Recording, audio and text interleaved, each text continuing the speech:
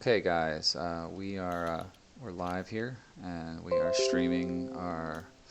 This is our fourth session for Waterdeep Dragon Heist.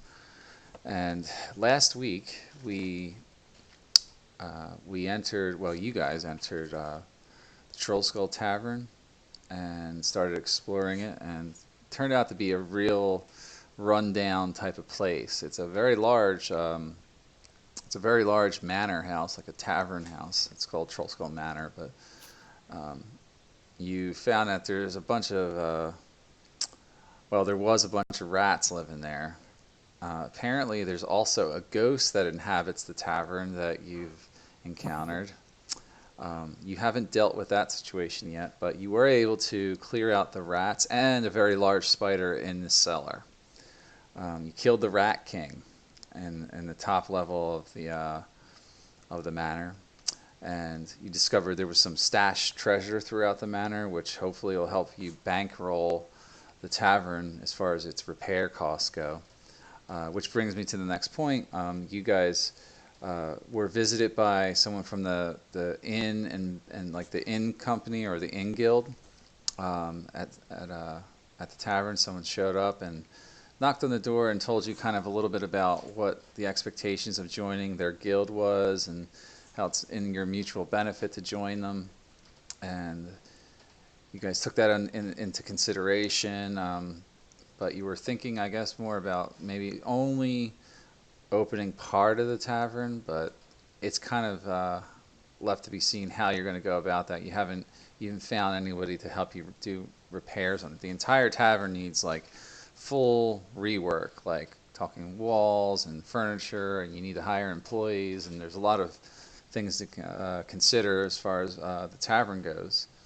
But after you kind of went through that phase of the session, you started exploring the neighborhood that you live in, Troll Skull Alley, and you spoke to some of the local businesses. You met an apothecary, I think an elven woman from the High Forest originally, and she told you a little bit about her business and that she's looking forward to seeing your business succeed. And then you ran into, I believe there was one other person you visited there, but you're still exploring Troll Skull Alley tonight, and seeing what other kind of information shows up here. This is the investigator. That's the other guy. Yeah, the detective. Oh, you did meet the detective. Tiger's Eye. Yeah, the Tiger's Eye guy. Yeah. You might want to jot their names down in your journal. Vincent Trench, I think, is Vincent what his Trench, yeah. But for tonight, your objective is get the Troll Skull Tavern up and running within a 10-day. Now, that's kind of more of a long-term thing. You know, you guys got to decide how to go about that. There's no rush on it. It's kind of one of your long-term objectives. But for tonight's goals, you want to focus on exploring Troll Skull Alley, and asking as many questions of the local business owners as you can, see what you can find out about the area and just about Waterdeep in general. You want to gather information on repairing the tavern. You have a little bit of information, you know, some of the different guilds that you need to get in contact with.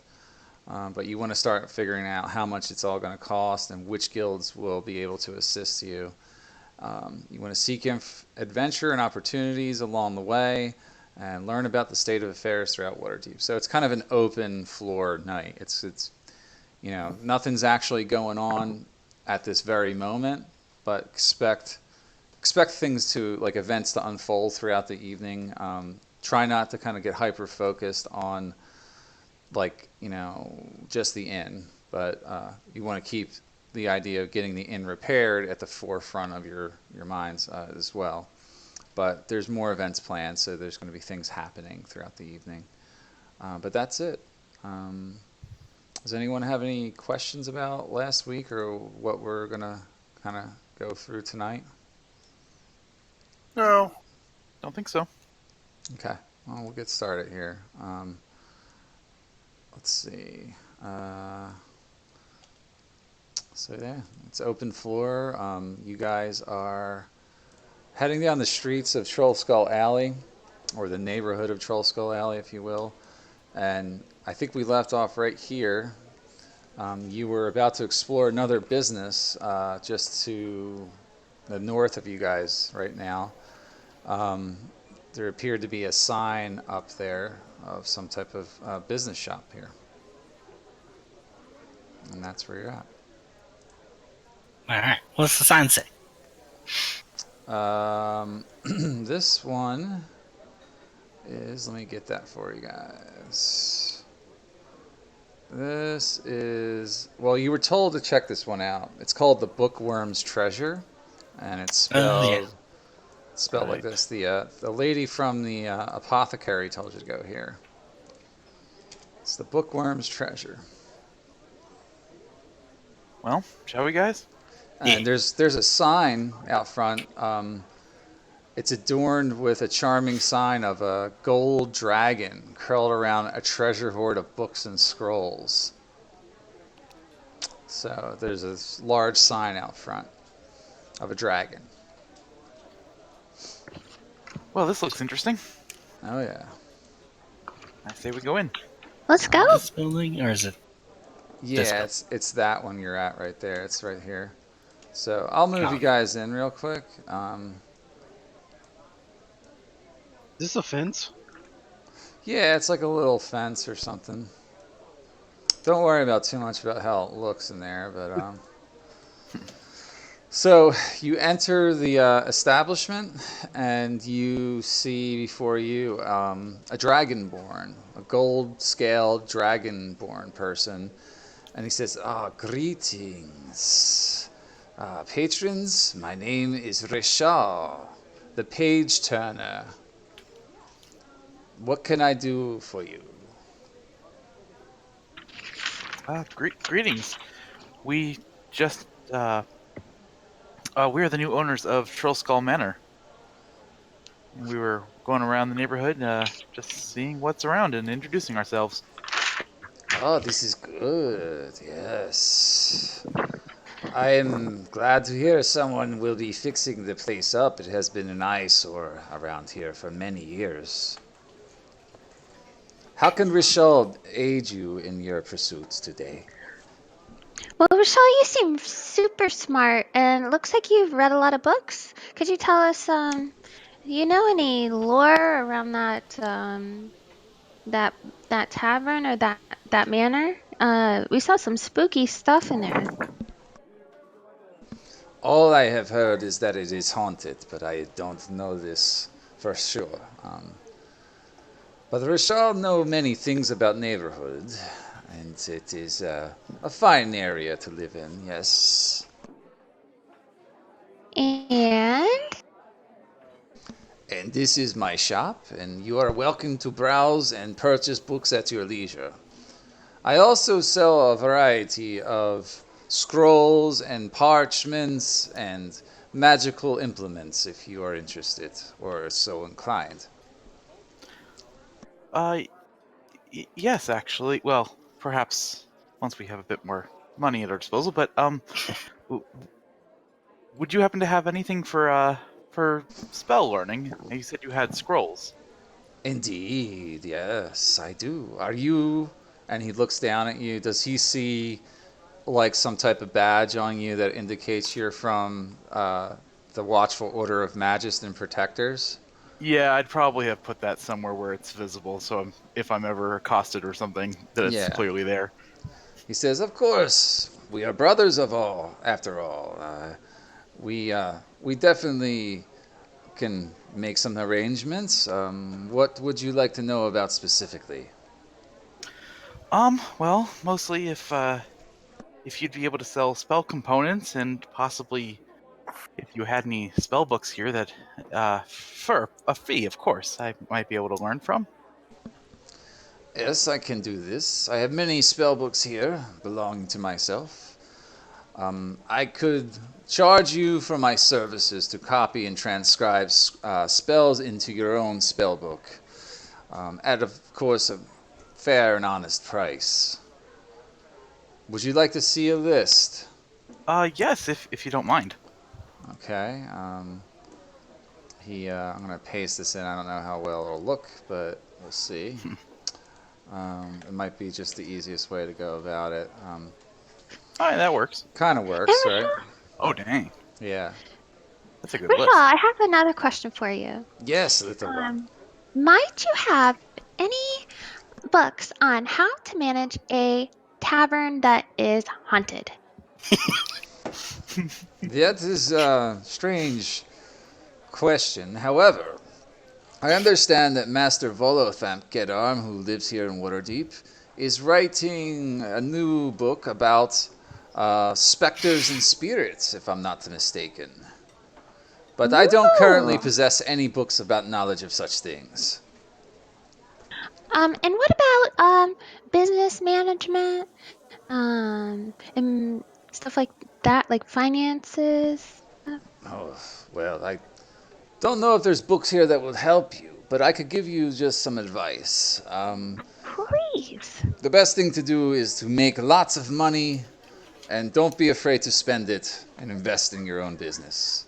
That would be my advice to you, young one. Oh, that's very good advice. Thank you. You are welcome.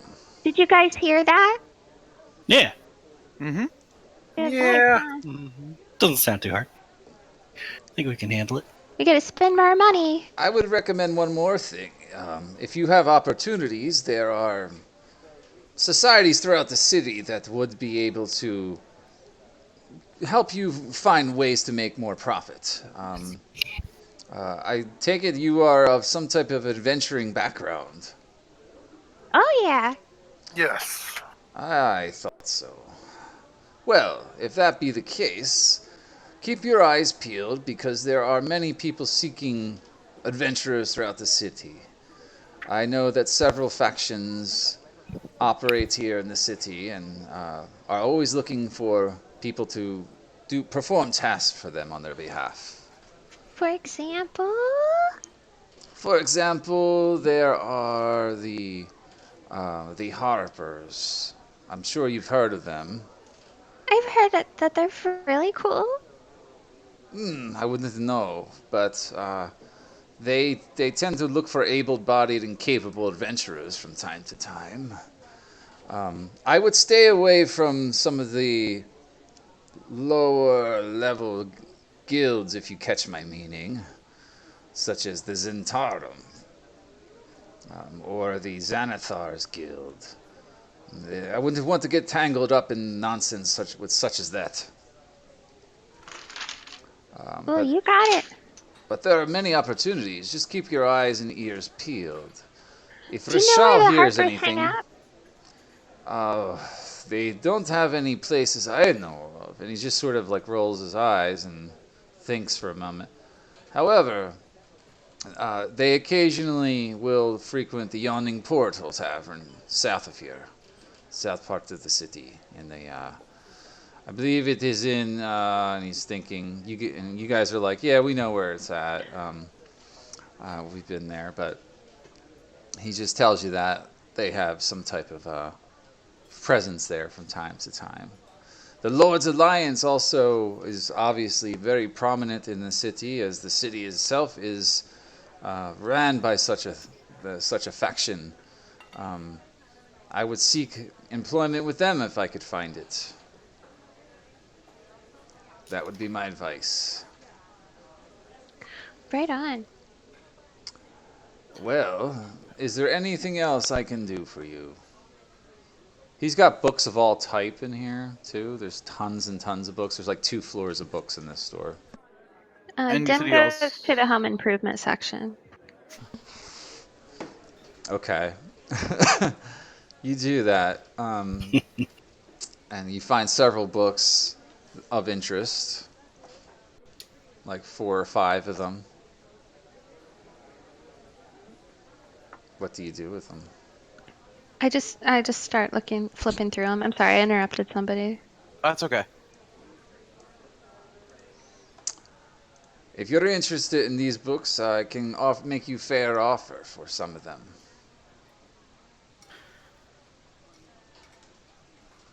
Speaking to Dim. Oh, just looking. Very well. Is there anything else I may be able to do for you today, my friends? Hmm. Thinking. We'll have, I think we'll have to come back here once we get enough funds to get our business going, and then we'll have some extra cash. Well, very well then. I for one, am definitely interested in some of these spells and some spell components as well. Well, just remember this store, and I will always be able to supply you with such things. Will do, thank you. Very well. And he just goes back to, you know, inventorying his books and I whatnot. tell him, if you ever get thirsty by any means, stop by our tavern once we have it open. Be sure to have some very good, wine. Excellent. I will do so. Send me word when you get it up and running, and I will be sure to stop by at some point. Most definitely.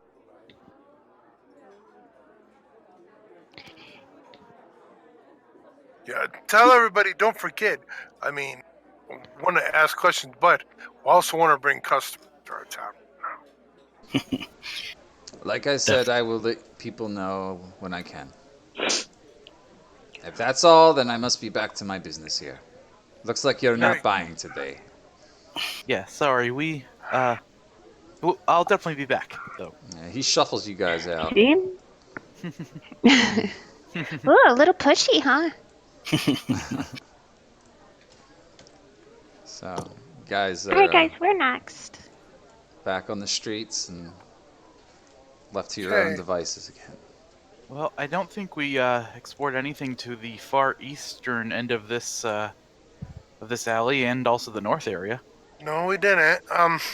We should hurry up about, and like you said, he did have a good point of trying to take on some jobs for some extra coin. I mean, That we could be a can't good go. way to find some money for the Yeah, for the we renovation.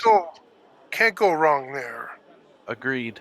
And then we could see about joining with that guild and seeing about using their services to get the place repaired and up to date. You know, Yeah, that might be a good option. I was also thinking I might be able to send word to Blackstaff Tower. They might have work for us since they deal with adventurers all the time. Oh, that's sweet. Yeah. And Any way we can be helpful. would I have a point of contact there who I know would give out assignments Where at? at Blackstaff Tower? Vajra knows of you. Yeah, Okay, yeah. Blackstaff herself. Okay. So yeah, Might- if we wanted to, I guess I could take one of those paper birds and write a message on it to her. Yeah. Why not? well, it wouldn't do no good because you just keep writing messages. Why don't Well, you go see her? She's got. Yeah, I mean, we could probably just go there. She'll have ways of talking to us that are far better than the little paper birds. I'm not nearly as strong as she is. And she might have really big paper birds. Perhaps. Perhaps. Alright, we're in a dead end, right? Kind of, yeah. Yeah. So You can I try guess and we go gotta head- cut through the buildings if it allows you, but I might as well just head back this way. Yeah, I think we gotta head this way. Ooh. Gotta wait for the lighting to catch up with me, I guess. Vince, mute your mic. Your dog. That's down this way. my magical hound dog, guys. He's in spirit Want form. to go down? There is actually a spell like that. Going ahead scouting for. Mordekainen's something hound or something. Yeah, faithful hound. Yeah. Oh. Do we want to go down or are we going up? There's an alley right here. Might as well explore this way. Okay. Sure. Guess it's as good as any.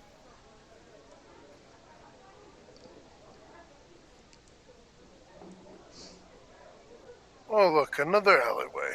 Or, It's more of a street, yeah. yeah, it's straight. I mean,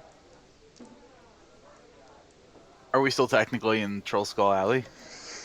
Technically, yeah. I mean, It's a little bit off the main Troll Skull Alley, but it's part of the same alley. Yeah, you're still in Troll Skull Alley.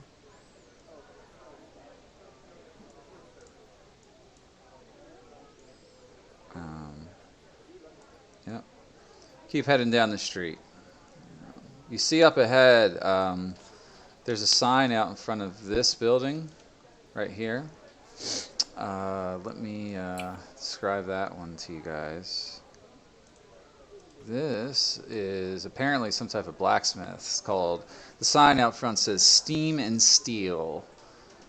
You can see smoke and steam billowing from the many windows of this building. There must be a forge inside of it, you know. So this looks like an interesting shop or perhaps business or something. Check it out. Maybe we get. Here, Dorn, get my- perhaps they could replace your armor or repair your armor here. Yeah. And your sword. You guys going in? Yeah, let's go in. Yes. All right, hang on.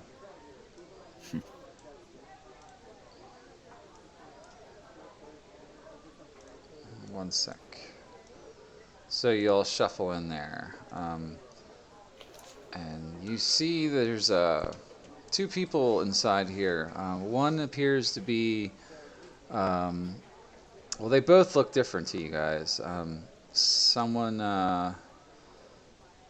do a history check. All right, I can do that. Dem did one too. Yeah. Dem and Ezrin, you know these two people are what people refer to as genasi.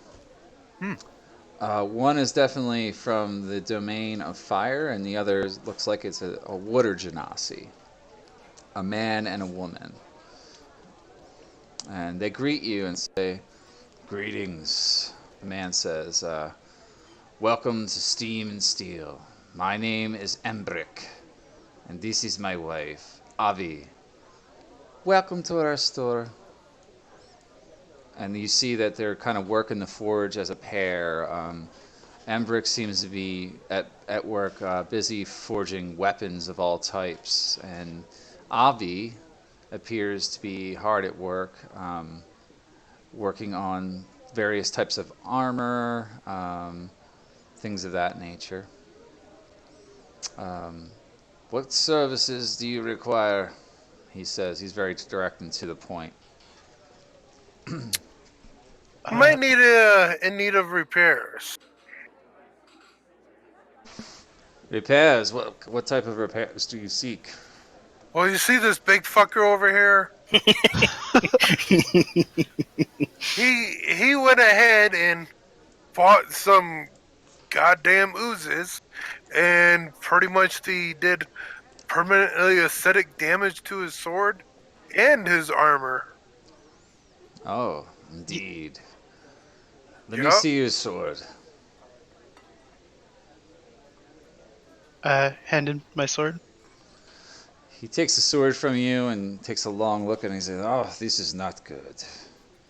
And he's like, "Looks like you have much pitting on this blade." And he spins it around. "I could do nothing to this." He shakes his head. He's like, I cannot repair such damage. It is too finite. It's not as if it was chipped or anything like that. It is everywhere on this blade, and the edge is completely dulled at this point. I could probably I could make you a new sword if that is what you seek. Might be cheaper than having this one reforged. How much would that cost? 10,000. What the fuck? I just kidding. So he goes on to explain and gives you basically fair pricing. So anything that's in the player's handbook would be the cost of it. Like, so what is that? A longsword, right? Yeah. Yeah, I think. Let's see how much they cost. I don't know if it lists that here. Nope, of course not. I'll have to bring up the player's handbook, but just assume everything is that at that cost that's in the player's handbook. You can look it up yourself. Yes. Yeah. All right. A longsword is 15 GP. Yeah, so there you go. 15 gold pieces. Wow. Yeah, it costs you 15 gold. I just didn't have it handy. Same with they sell anything from the player's handbook they can craft for you or sell you. Weapons and armor. Standard weapons and armor at the standard cost. Dorian, show him your armor. Maybe that can be repaired. Let me look. Okay. Well, all right. How? Take a look at my armor. What kind of armor is it? It's chainmail. Chainmail? Avi comes over and takes a look at the armor, and she's like, "Oh dear, this is not good. Looks like you have many chain links that have been dissolved away completely. I would have to start from scratch, unfortunately. Some of this is still usable, but you would need a full breastplate or chest area, chain shirt. But Okay, she would well- have to sell it as a full suit of chainmail, though. Yeah. Which is Nah. 75 gold. Yeah, it's not cheap. Okay. Well, I might be back later then. Very good. We are happy to help if we can. Do they have, looking around in their shop, is there anything sort of exotic hanging up? Or Not that you notice. No, they basically work with standard steel weapons, armor. Nothing. It's basically standard metal equipment from. It's a blacksmith, straight up like blacksmith. Gotcha. They're not an emporium of artifacts or anything like that. You don't see a lot of weapons on racks or anything. It looks like everything they do there is made to order. Yeah. They also do repairs on, all various types of metal work too. So they go on and explain that. So if you need anything made from metal, like horseshoes or metal cranks for things in the tavern that you might need replaced, they can probably forge them for you at reasonable prices. But not in large quantities, they say. They're a small business. They say if you need anything forged in vast amounts, you'd have to go through some of the guilds in the city. gotcha. Still happy to use your services eventually. And once we get the inn up and running, you both are more than welcome to stop by. This is good. I look forward to it. As do I. And she kind of goes back. Is there anything else that we can help you with today? I think that's Well, everything. I was Oh, just wondering if you guys heard anything about the Troll Skull Manor. We're the owners, so do you know any of the history behind it? No, since we've moved into Troll Skull Alley, it's always been shut down, and we haven't seen anybody who was able to own it. But I did hear once that Emic Froon, a local tavern owner, was interested in it, but never ended up purchasing it himself. From what tavern? Yeah, That's he has a it? tavern down the street named Froon's Brews. France, Bruins, Yeah, portly little man. Portly. Okay, Portly. Other than that, do you know where the Lord's Alliance hangs out? No, I'm sorry. I don't know much about Lord's Alliance other than they control the city. That's all. I was just curious. Oh, it's fine. We can be of more service to you later in the future then, yes, if you need repairs or weapons or armor. We also Of course. buy anything that you find. If you are adventuring types, we will accept trade-ins at a fair price. Oh, fantastic. Oh, that's good to know. Yeah. Well, that seems reasonable. Just don't bring us any goblin junk or anything we can't use. That iron, I don't even know if it is iron, but it's junk. We can't use it. Would you have any interest in pearls or gems? We don't really deal in such things usually. Occasionally, customers will ask for a gem inset into a weapon or a suit of armor, but not typically. No, we don't trade in such things.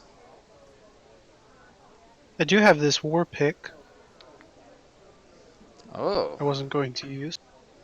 where did you acquire this? I don't remember who dropped it. It was off. It was either a Xanathar thug or. It was one of those dwarves, wasn't I it? think it was the Durgard dwarf in the Xanathar. Yeah, it was. Yeah, he would give you half of the. He would probably pay you half of what it's worth in the player's handbook because it's been seen some use. If you're not going to use it, you might as well sell it then. I just don't know how much it is. Oh, let me look it up. I have it open right now. It's a war pick? It's a war pick, yeah. War pick. Oops. Warhammer, war pick. Oh, war picks aren't worth very much. It's only worth 5 gold. Yeah, he'd give you maybe 2 gold for it. Well, I'm not using it, so Fine. And he reaches into his purse and says, "Yes, I'll give you 2 gold for it. That's all I can afford to give for this such item." here you go. I hand it to him. Okay, take it off your sheet and add 2 gold to your sheet. Alright. Anything else I might be able to help you with today? I think that's everything. I think we'll be on our way. Thank you so much. Very good. Oh, wait. Does he sell ammunition, like arrows and... Wait, Uh. yeah. No, You know- he doesn't sell any of that when you ask him that, but he says, He's not a Fletcher? no, he says, try across the street at Talisava Norfeld Ranch's shop. They call him Tally. Okay. And he says, Yeah. you can exit right here. Right through this door. They say goodbye. Yes. Bye! Oh, there's 2 ways through a shop. Interesting. All right. Yeah, there's another way through it. Now we know a shortcut. If we want to be All right, so bothered. straight across, like here. Yeah, it's this building right here, yeah. Oh, okay. Or just, yeah, you're going in through the entrance, definitely there. So, you want to check that place out? Oh my gosh. Where'd you go, Somehow- Dim? There you go. Yeah. Sorry. Okay. All right, everybody stop moving. Okay. Okay, you enter the shop, and you see what looks like a half-elf in front of you. Oh, a half elf, huh? Yeah. And what's the other half? He begins attacking you with his club. No, it's just...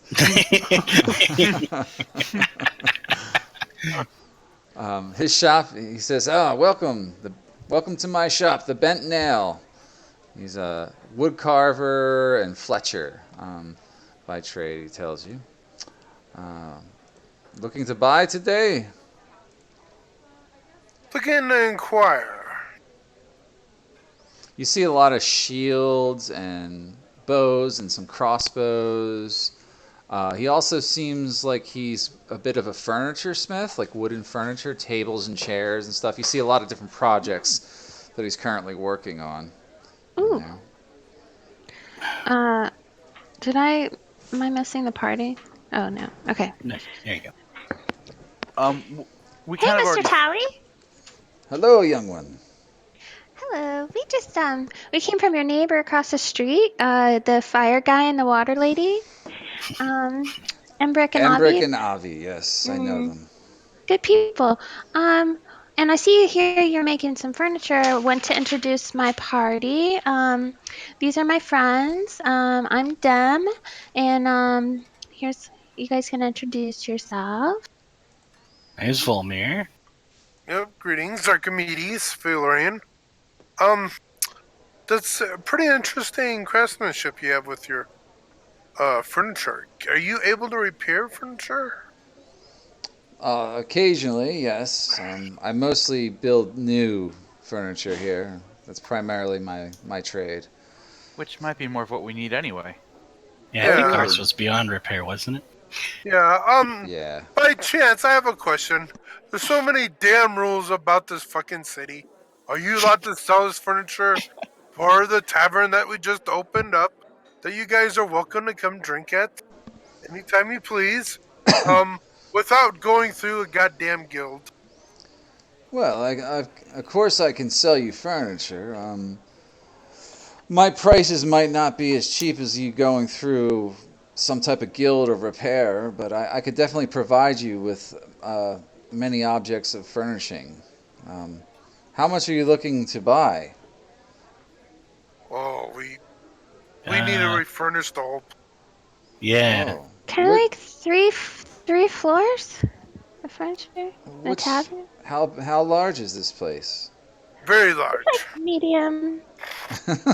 Is it medium or large? I would say it's very large. It's Troll Skull Man. Oh, The Troll whole, Skull Manor. Yes, of course. I wasn't aware it had an owner at this point. we You're Yes, looking decided at us. us, to Yeah, be that's us now. us. Well, And we. I mean, it'd be nice to start off with some tables and and chairs and then some bar stools, just to get the tavern open, so people could start drinking.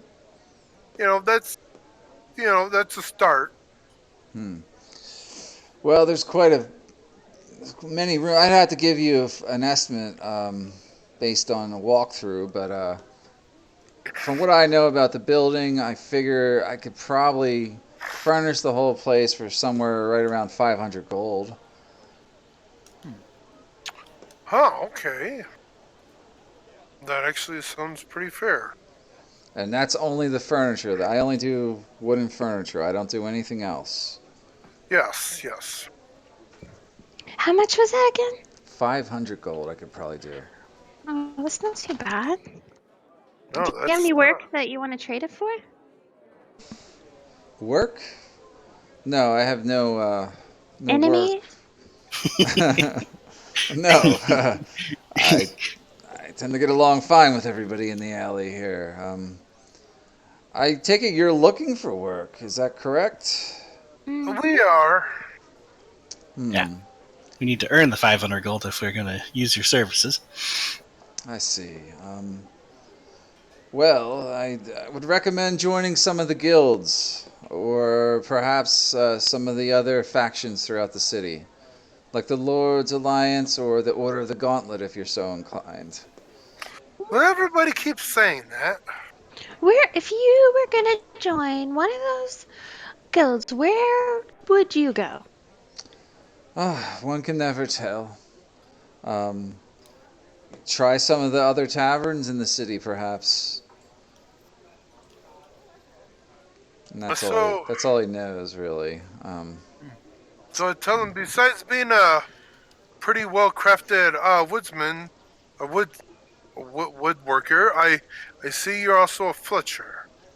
And Yes, I can fletch, of course. hmm, any type of special arrows that you make, or do you just just make regular standard ones? Standard arrows are my trade, yes. I don't have the ability to enchant things magically, if that's what you're referring to.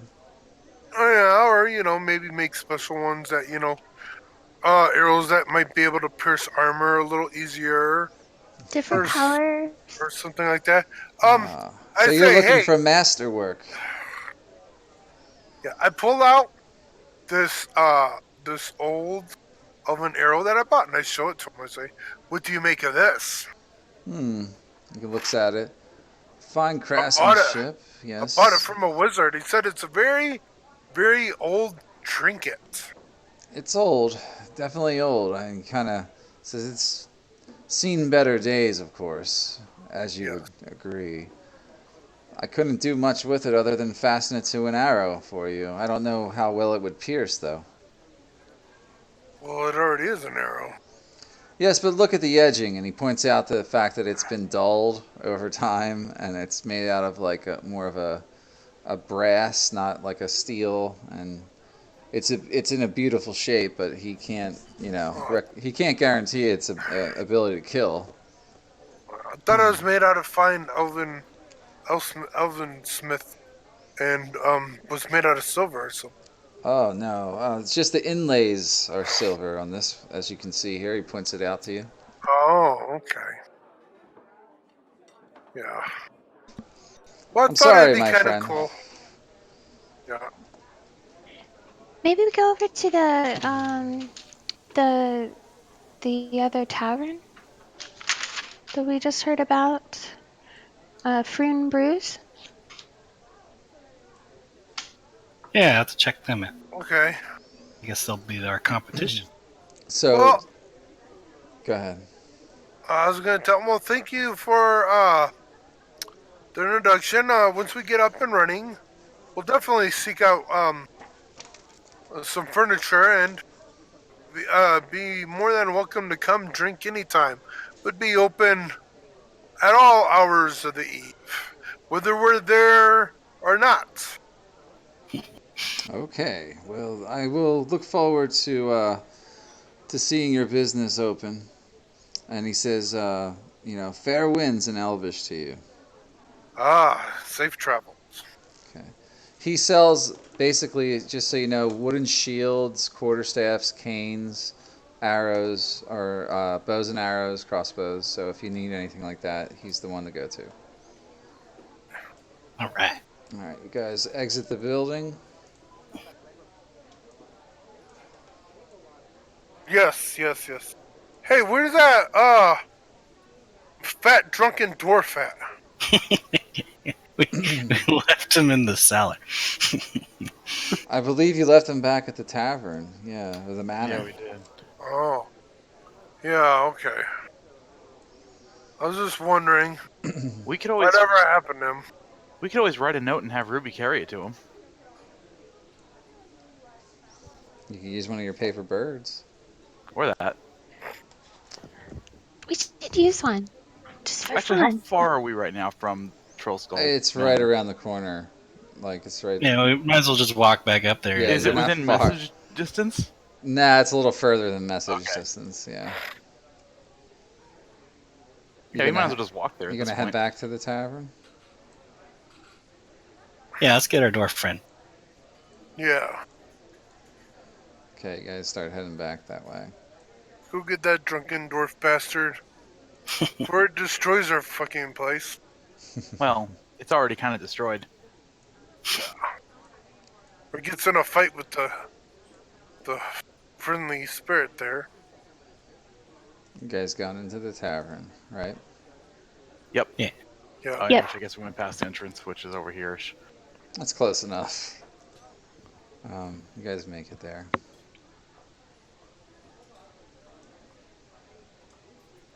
Well, sooner or later we'll have this place up and going. Hey, where did that guild say we could go meet them at if we needed to get in contact with them to be part of their guild? Which guild? Oh, no, I'm talking to, I'm role playing, talking to the group.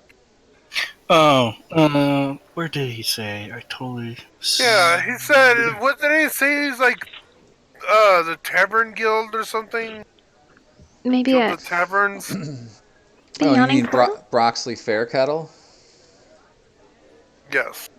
Oh, he said, let's see.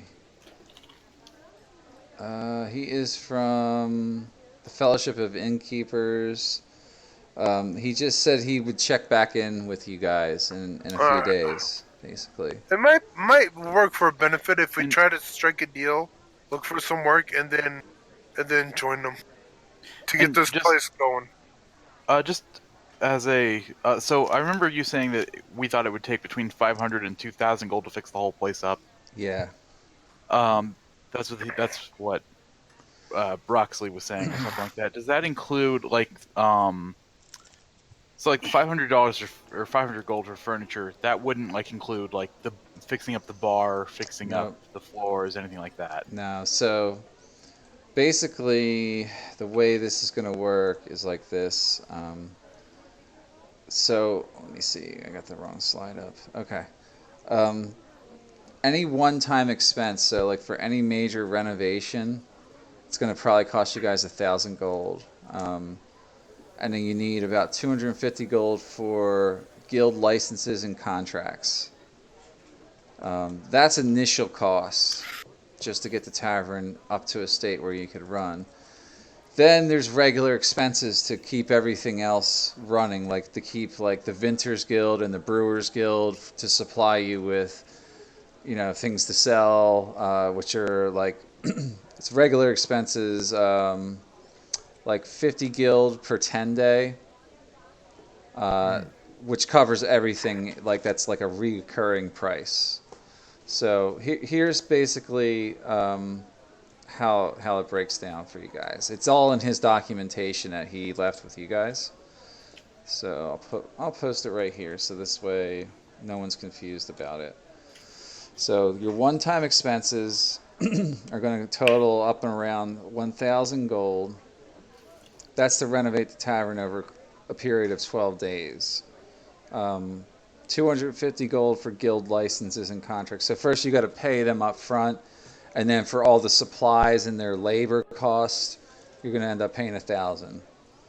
After that, it's 50 gold per 10 day for maintenance and wages of hirelings, and 10 gold per 10 day for all other guild expenses, like any guilds. Like you're always going to encounter other expenses.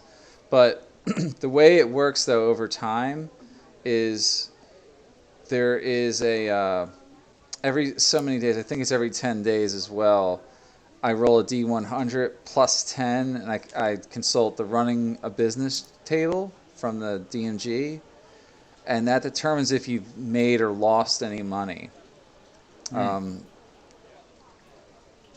And you can increase that by like spending money to promote the tavern in various ways. For each gold that you spend, I add one to the roll. So there's a whole chart for what determines the outcome. So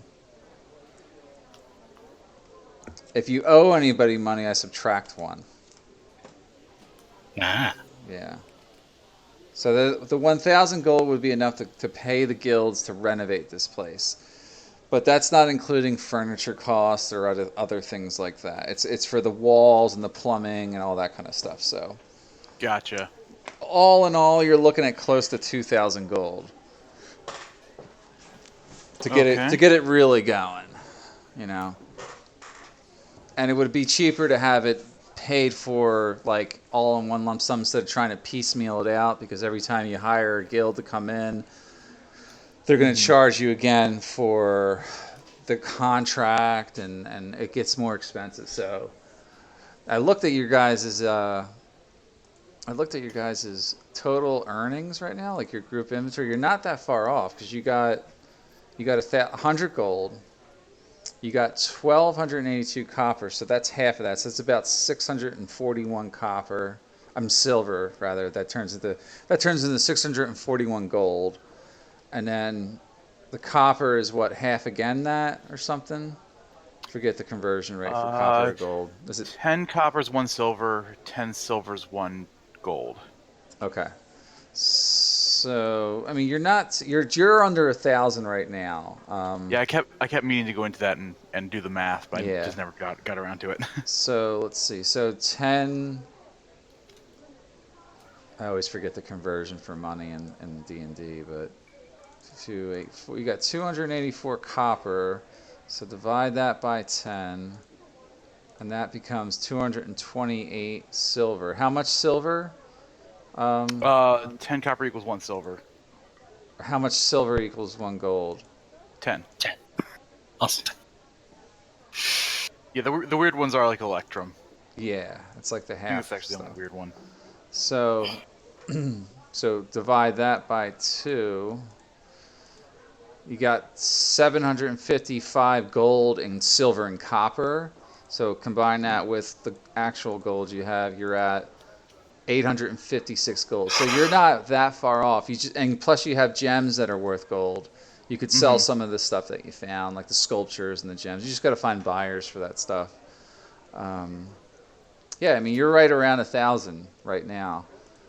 You're gonna want to pick up some more treasure, and the best way to do that is get out and adventure a little bit. Yeah, we're gonna have to just get out and venture. That's all there is to it. Yeah. Yep. Amen. So as you come back to the tavern, you see Non Murin sleeping on one of the bar stools. He's passed out, probably drunk.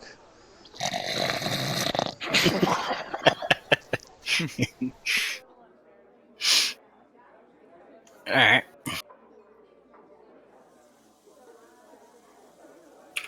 Dormier, wake up! Is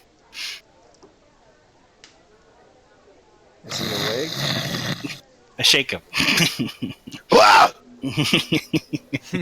Who are you? Why do you disturb my meditation?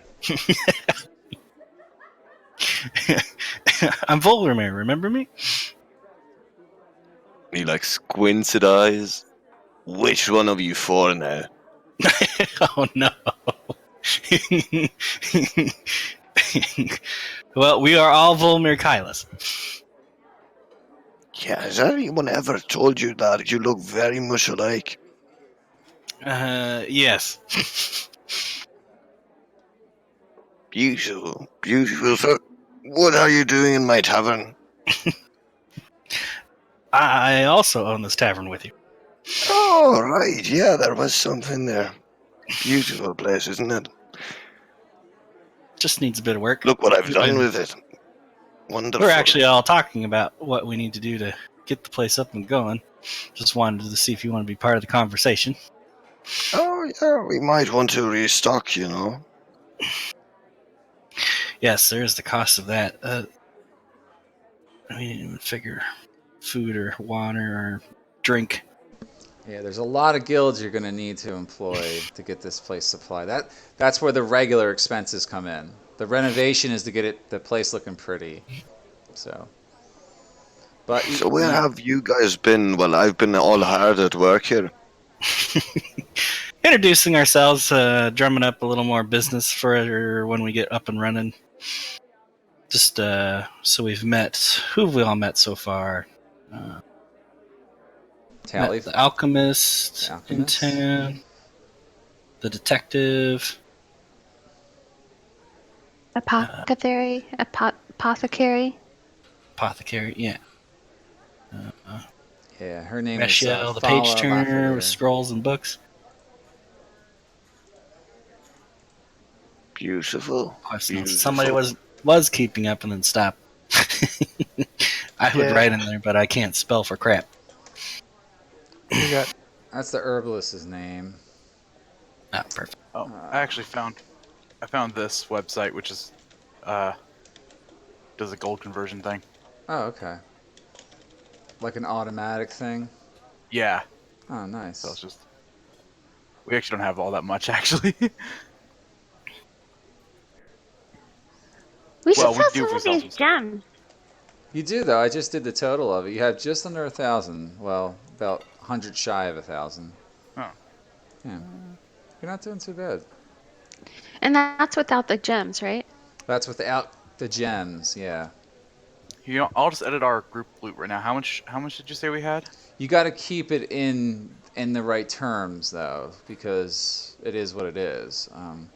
If we went to a bank and exchanged, then that'd be different. Yeah, you'd have to find someone who deals in gems and pearls Okay. and silk. Some of the other shops in town might be able to buy some of that stuff. Unfortunately, there's really no one in Troll Skull Alley who would do that. But you might be able to find someone willing to trade. Okay, so as you guys are kind of going over your expenses and stuff, Ezrin, you receive a message mentally. Yes. You hear a voice in your head. that says, let me get this right here. It's from someone you might know.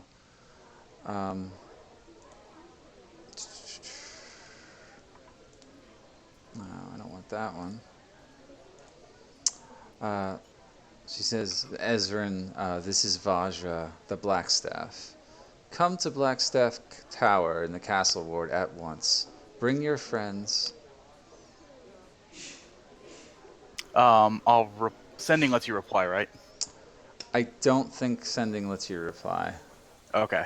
Well, yeah, it might. Hold on, let me double check that. You're the wizard. You should know. I know. I'm pulling up the spell right now. Yeah.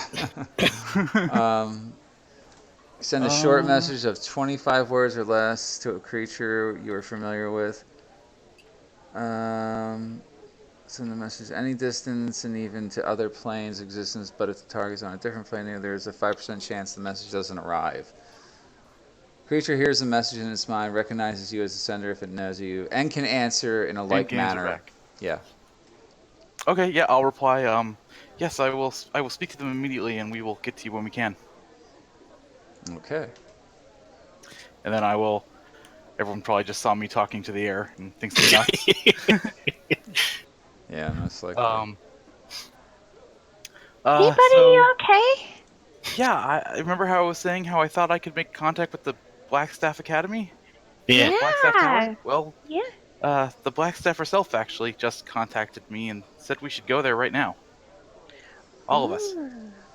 We've All right. been sent for. I don't think I'm in trouble. I don't think I did anything bad, but you know, we should probably go. It's probably not a good idea to keep her waiting. It's probably okay. All right, you guys heading there right away? Yeah. Mm-hmm. Yep. All right. Yeah, non-marine just trots along. Okay. So I'm going to use the city map for this one before we actually get there. So up here is where Troll Skull Alley is, just to give you guys some perspective of where you're at again. It's good to refresh your memory. Remember, it's in the North Ward. See how the North Ward is just to the south there? Where it says that you're in the North Ward of the city anytime you're in Troll Skull Alley. To get to Blackstaff Tower, you have to head south. There's various ways to go. Hey, who's blowing their nose? It's all the way over here in the Castle Ward. See where we're at here? Yeah, that's it. That's it itself right there. Yeah. All right. All right. So Since I probably know the way, I'll start leading. I guess down probably the high road, the high road probably be the right way to go. Yeah, you could. That's the fastest route south, and it takes you guys. I'm gonna say it takes you 30 minutes to get there on foot, because you got to go around the market. Now the market is the place where you would want to go. You're passing by it on the way there through Trader's Way. That's where you would want to go and try to exchange goods and services with, various other things. Like think of Troll Skull Alley. The merchants that are there are for your basic goods, and they can possibly help you repair the inn a little bit. But the market is where you would want to go for everything else. Looking for trading and finer goods and stuff like that. There's places all over the city, but well, they've been summoned. We might want to Okay, keep let's going. go. Yeah. We might have time keep to her wait waiting. back. I'm just pointing it out as you're traveling by. That, that's a place you'd want to check out as well. So you spend about 30 minutes traveling through the city during the daytime. By the way, you guys are realizing how hot it is today out. It's the middle of the summer right now. So keep in mind, it's just that time of year. You're all sweating, dirty from walking the streets, and sun's beating down at you. It's probably about high noon right now. So, yeah. All right. So you arrive at Blackstaff Tower. Ezrin will use prestidigitation on everybody to make us presentable before we go in. Okay. Fair enough. Excuse me. Okay. You're escorted into the tower, and Ezrin, you sort of recall your time here and know where to go, and you're taken to Vajra's chambers here in the tower, and she is up here. Let me get you guys all in here. I think that's everybody. There's 6 of you guys, right? Mm-hmm. Yep. Sure hope so. Okay. So she's like, "Ah, Ezrin, you have arrived," and she walks over. Yes, greetings. These are my friends. Hello, Ezrin's friends. I am Hello. Vajra, the Black Staff of Waterdeep. It's a pleasure to meet you. Um, You too. We've heard of you. what have you heard? The I heard you're so Your master- powerful, Master. yeah, your masterful archmage. Well, yes, that's one thing. Um, the thing is, I can't be everywhere at once, though. You know, even with my powers, I'm limited. And I'm looking for people that may be able to aid myself and the city. Ezrin, have you or your friends heard about some of the recent issues with the Thieves Guild? Or I should say Thieves Guild, plural, as I believe there's some rivalry occurring throughout the city. Yes, in fact, we actually, well, we're not quite sure if we thwarted a plot, but we helped rescue Renar Neverember and Floon Blag. Shoot, what was his last name? Floon Blagmar, you were close. Yeah. Floon you were close. Blagmar, from well, we rescued Floon from a Xanathar hideout and Renar from a Zentarum hideout. Hmm. We cleared both, at least for now. Interesting. It's as I feared. They're probably at work against each other over something. I don't know what to make of this, as lately they've been quiet up until recent days. I could use good agents on the job. Um, if you're willing, I would welcome you to join me as part of Force Grey, Ezrin. Your friends are also welcome. I myself would certainly be interested. And he kind of looks around to the rest of you. Yeah, anything to aid Oh, yeah. Ezrin. Seems you're all willing. Very well. And she doesn't see anybody object, so she assumes you're all willing to help her at least. But she's looking mostly to recruit you, Ezrin, as part of the Force Grey. She knows that you trained here at Blackstaff Tower, and she's willing to give you a shot at actually becoming an agent now that you've proven yourself. And she gives you a wink and a nod, and she says, "By the way, I already knew about what you've done to save Rainier. You don't think things like that slip by me that easily, do you?" Oh, of course not. Very good. As long as you remember that, Ezrin.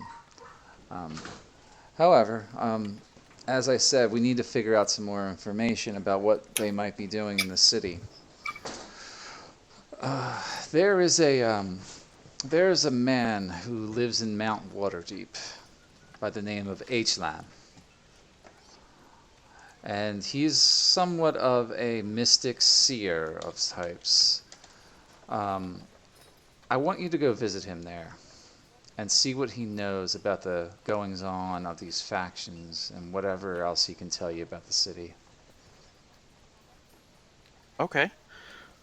I think we can do that. You can. I'm sure of it. Once you discover what he knows, just return to me and I'll be in touch with you from there. But we must make haste, as I fear there's something evil brewing. Okay, I believe we could head straight there. Right, everyone? Yeah. All right. She sends you out, kicks you out of the Blackstaff Tower immediately. She says, "Get out of my tower. Sending you to another place." So you're going to, from here, you're going to travel a little ways south. Let's see here. You guys are back on the map with me, right? Mm-hmm. Mount Waterdeep is down here, kind of through the castle ward a little ways. And you kind of know where to approach the mountain to get there. So you head south through the city again, and it takes you another 20 minutes to get to Mount Waterdeep. I need everybody to make a Constitution saving throw for me. Ooh. You're climbing the mountain. All right. Uh-oh, damn. Oh, yeah. Uh-oh. Little help. A Constitution saving throw for climbing the mountain? Yes. Yeah. It's hot out. Plus, it's just a steep climb. This is before switchbacks. Yeah. We wizards aren't known for our constitution.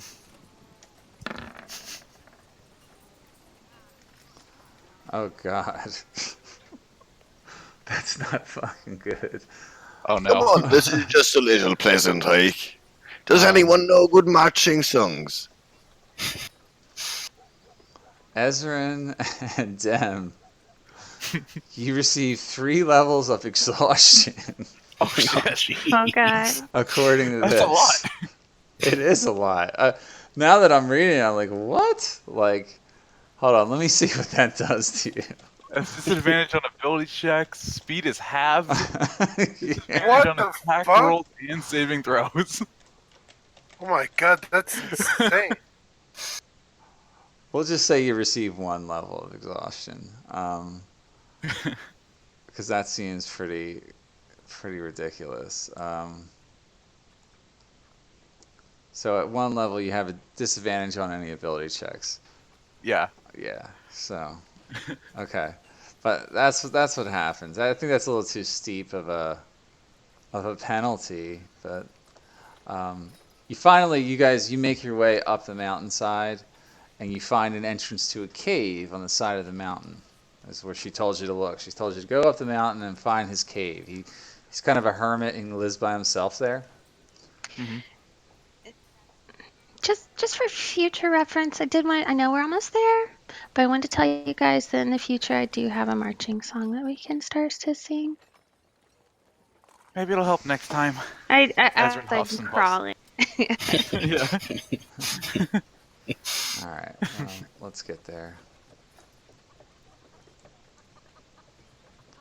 All right, you arrive at this cave here. You're pretty sure you're in the right spot.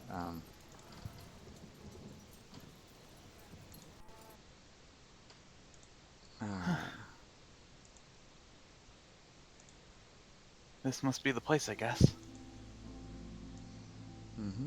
It's a well-lit environment. You see these sort of like magical sconces on the walls and stuff. And further in the cave, I don't know how far you guys can see, but it should be pretty far. You I can think I see can to, actually see everything. yeah, Yeah. you can see to the back of the cave, and you see an old man there sitting on a rug, sort of in a meditative state, Well, this right is next to a shrine. It's kind of like your kind of people. Is he Nanya? facing us or facing the shrine? He's facing you, but it looks like he's deep in meditation right now, and his eyes are shut.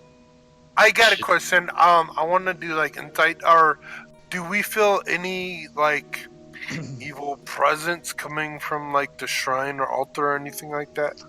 I don't know if you would know that from an insight check, so. Well, like, does it look evil or feel creepy or eerie? No, not really. Okay.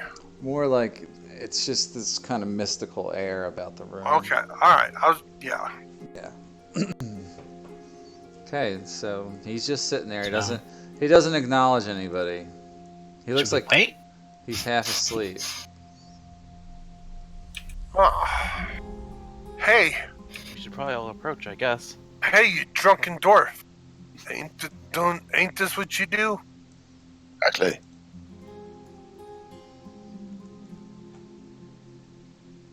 And as you get closer now, you hear him making a sound like.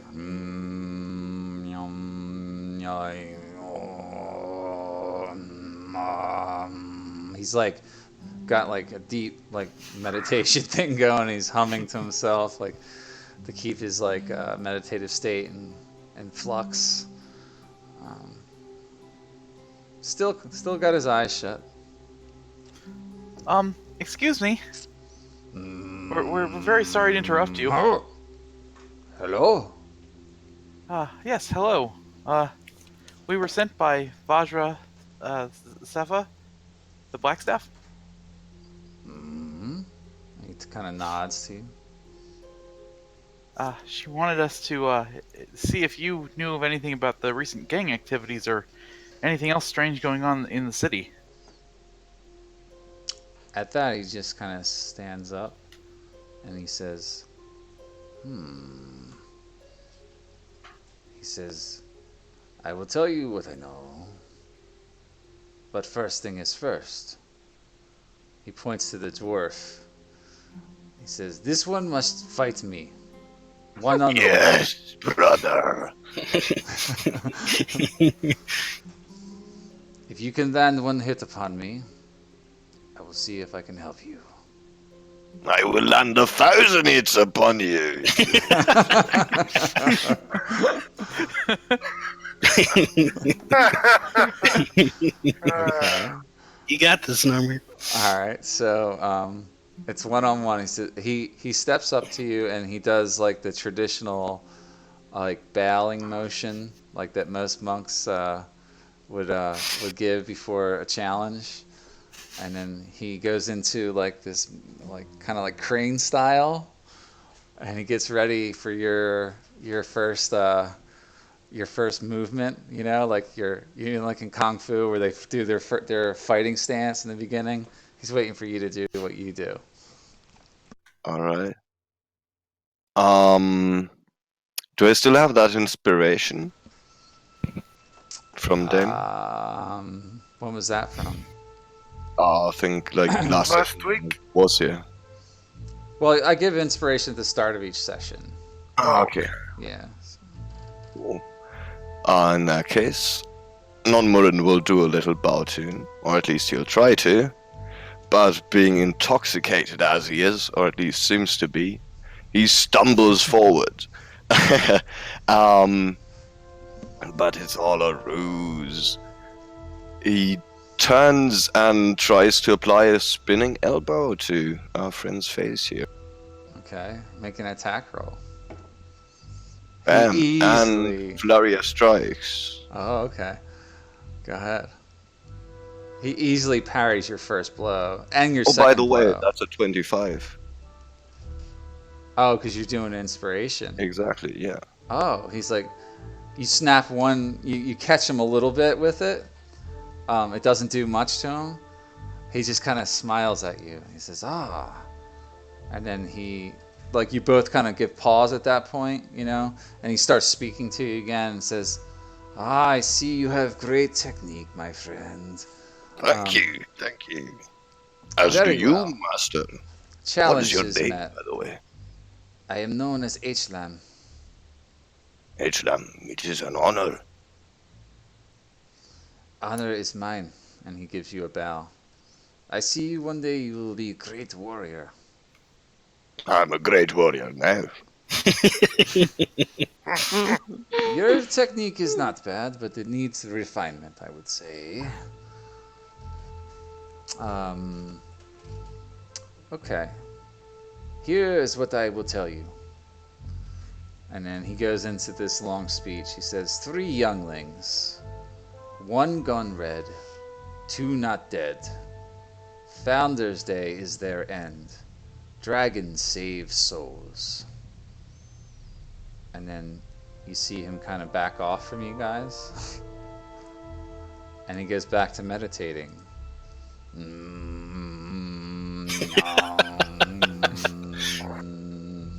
Oh dear. Did you guys get that all? No. So, yeah, I'm like, what the fuck? Do all monks speak like that? I thought, elves are a little cryptic. That's what he said to you guys. Oh yeah. Hang on. Does that mean anything to you, Ezra? Mm.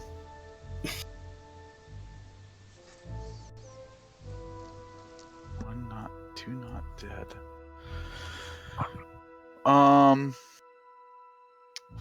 Founders Day is probably a holiday, I'm guessing.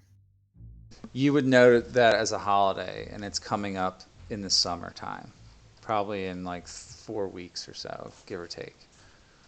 Okay. Dragon save souls.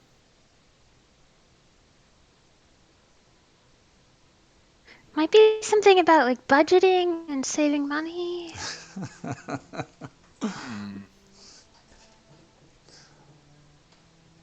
Would I be able to? Does anything else in this stand out to me as a native to Waterdeep? No, nothing else native to Waterdeep. No.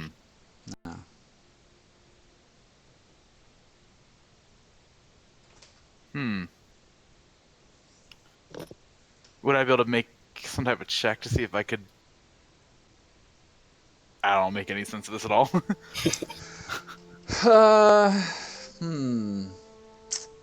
Other than the Founders Day part. Any check you would make right now would be At disadvantage. No, there just wouldn't be anything you would know. Oh, okay. It's more like he's giving you sort of like a portent to think about, but in a riddle format. He speaks in riddles, is what you gather, guys. So, yeah. Maybe we just need to bring the riddle back to Lady Blackstaff. Perhaps.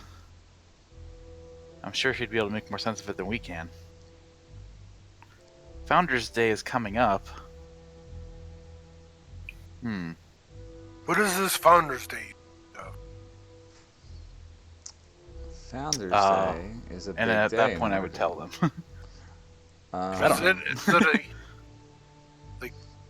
Is it like a holiday? I mean, it's not a holiday that I'm aware of in the Elven realm.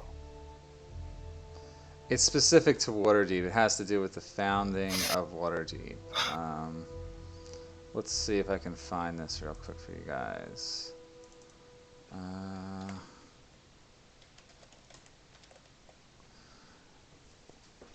It's the first day of Flame Rule. This day commemorates the birth of the city. I'll just post it right here. Okay. We'll say you're about 4 weeks out from this day, give or take. Okay, guys? Okay. I'm going to paste this whole description in here for you to read. This day commemorates the birth of the city. The Field of Triumph is the site of illusory displays that chronicle the history of Waterdeep, as well as martial expositions by the Guard and other worthies.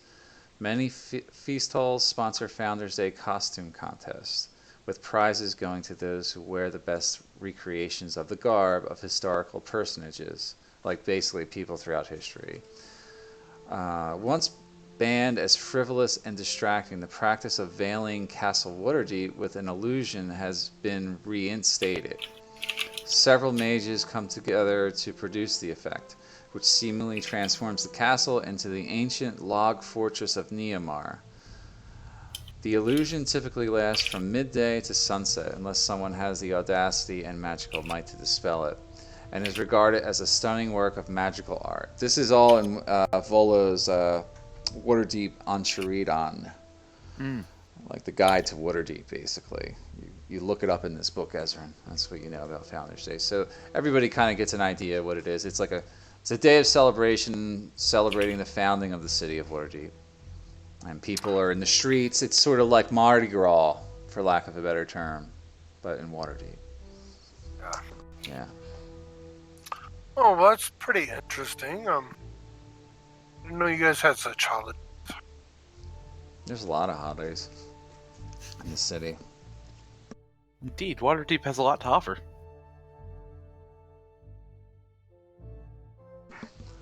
All right. Well, HLAM looks like he's back deep in meditation, so guys. So let's live him then. Indeed, we should probably let him stay to his meditation, I suppose.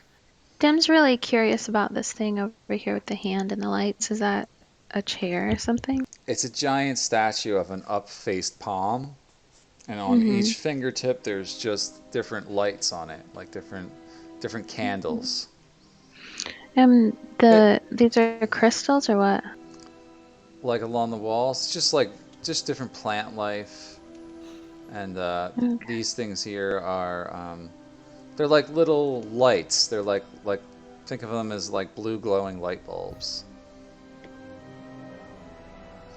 There's not much in here other than this guy and his little shrine here.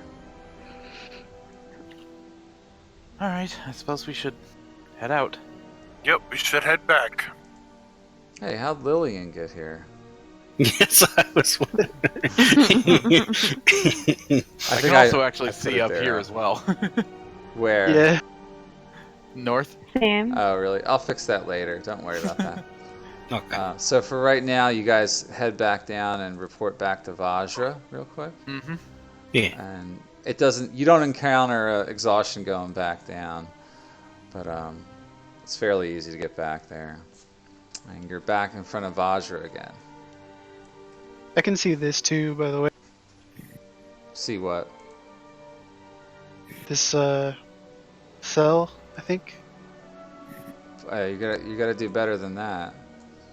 I don't know what you're It's- referring to. It's like a Ping it again. a small room. Yeah, I pinged it. Ping it again. There you go. That's not a cell. That's just like an alcove there. I can't see that area. Anyway. I can see some in it. Oh. Oh, now it's gone. Yeah. It's gone. Magic. Don't point that stuff out. It's not important. No.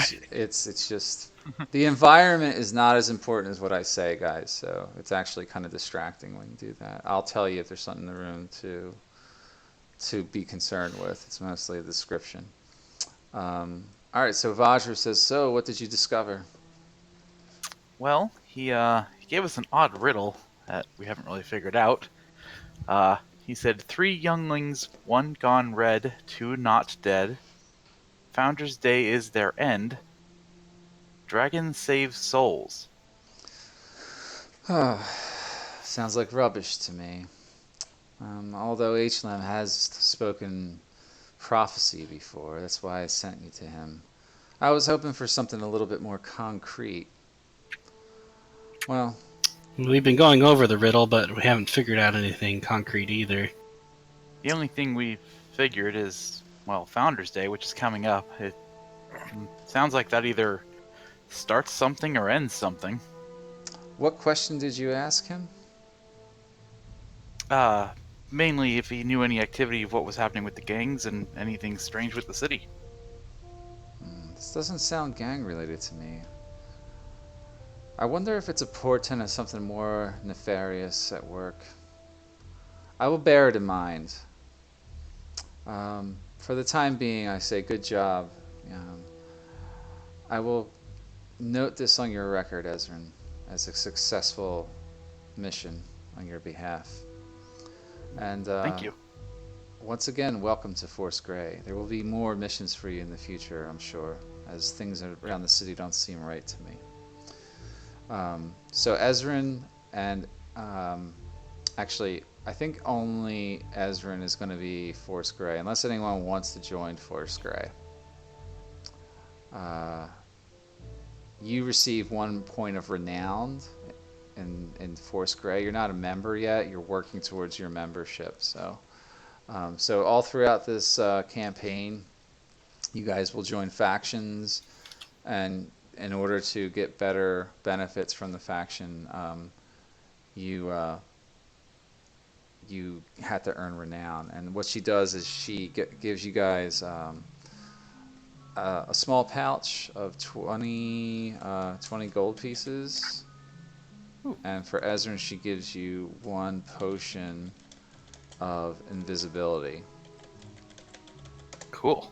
Yeah, so it was more of a task, not like a quest, you know. So it's not Mhm. it's not a big reward for you guys, but she gives you a little bit of something.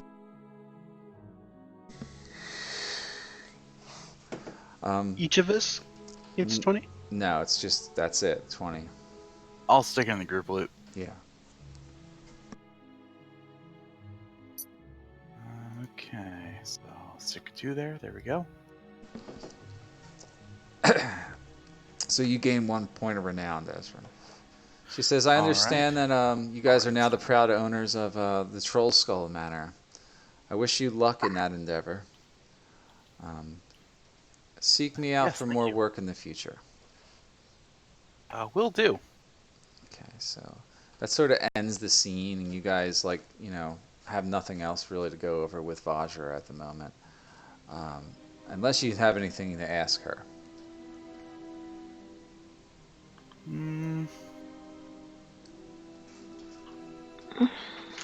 Something about the guilds, maybe? What guilds? Nah, No, she wouldn't be involved in such Yeah. matters. Nah. Alright. Okay, and I probably shouldn't ask her about her pentagram thing over there. So I'll No. let it go. No It's just- question. It's just a symbol of power for wizardry. That's all. That's all. She's not a devil worshiper. And So- that'd be okay if she was. It's not. Besides, No a judgment. pentagram and a circle usually means control of some chaos instead Yeah. of the opposite. Mhm. It's the triangle outside of a circle. Bad. Yeah. Yeah. Or the star, I should say. Oh, Okay. guys know an awful lot about it. So you guys return to Yay, Dresden's files. return to Troll Skull Tavern, and Okay. upon getting back there, there's another message of, I guess you could call it a message. You see, there's a cat that shows up and starts speaking to you guys. All right. What do you want, cat?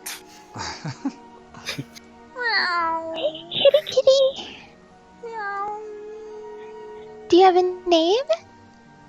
Do you want to be named Pickles? The I cat, think the cat starts speaking to you in clear common, and it says, "Interested in joining the Emerald Enclave? Come meet us at Falkenmere in the Southern Ward."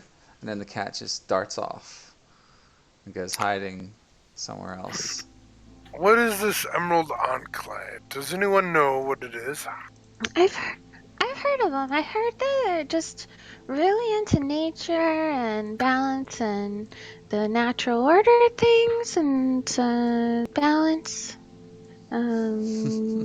Druids and hermits. That's all I heard. Like what Lil is Oh, in. we should go see if they have any work for us. Okay.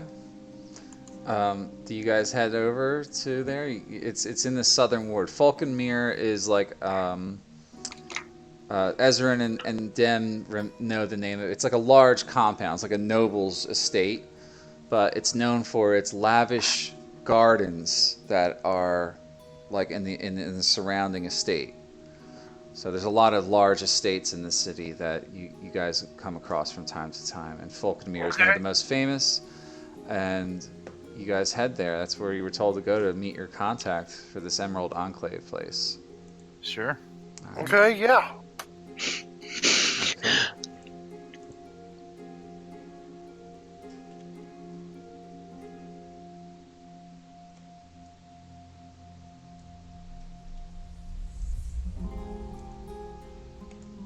Nice look. So you arrive here, and you see a rather large half-elf man approach you. And he's like, "Greetings. My name is Melinar. Would you be the band of adventurers that are now the owners of the Troll Skull Manor?" That we would be. That's us. Indeed. Well, he goes on and explains to you that he is concerned about something that's been happening outside of the city. He says, "Well, I know that you are capable, from what I hear. Turns out that some of the outlying farms are being terrorized by what the local settlers call a scarecrow come to life. Apparently, it has slaughtered many livestock and chased horses off people's lands and spooked the farmers severely.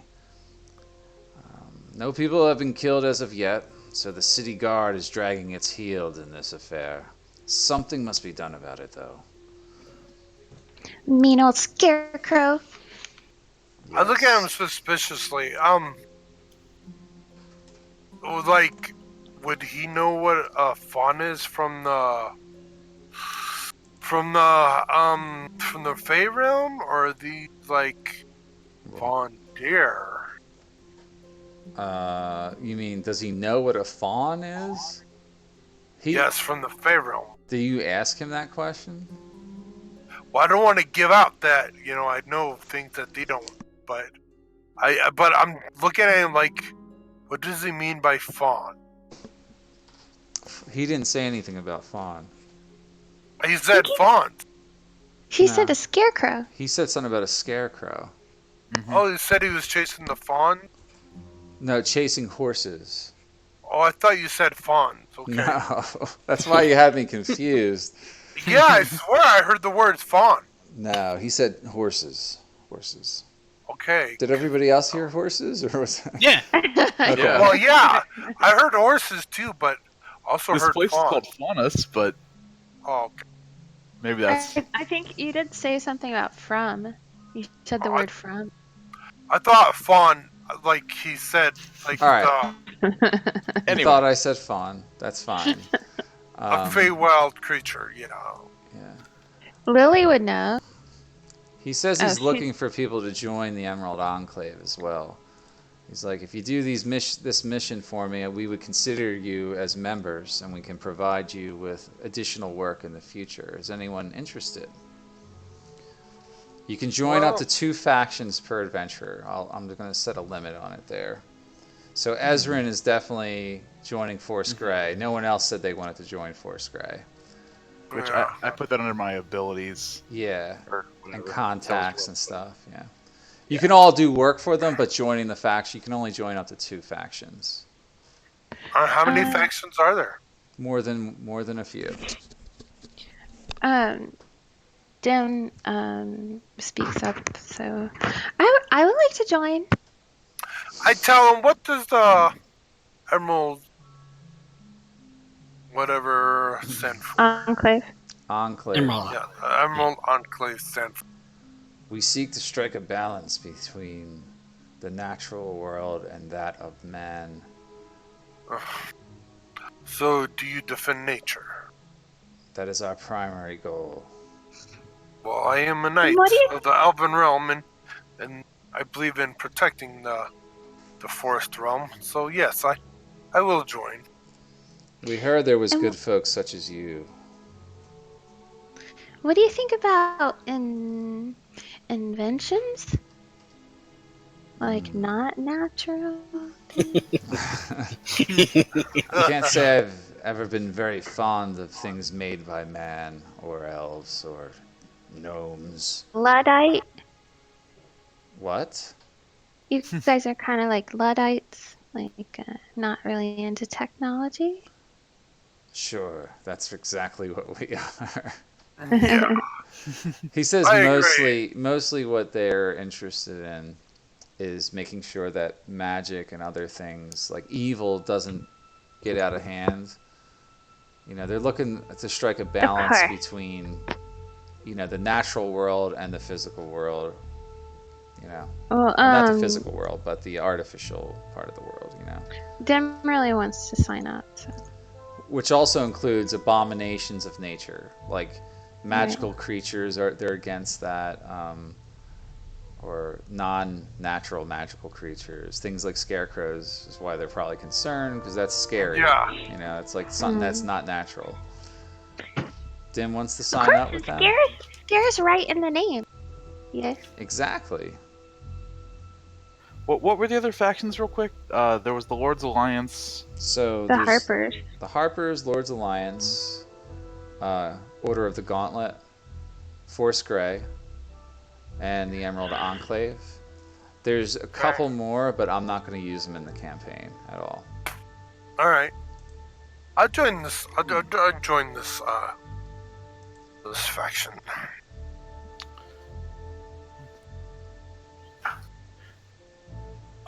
Do I guess what?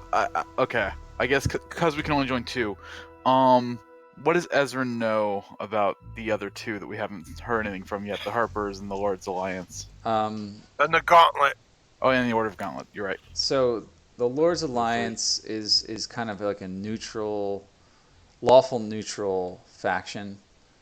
So to put it in terms of like alignment and what their goals are, right? So the Lords Alliance is about maintaining order and the laws of the city and like the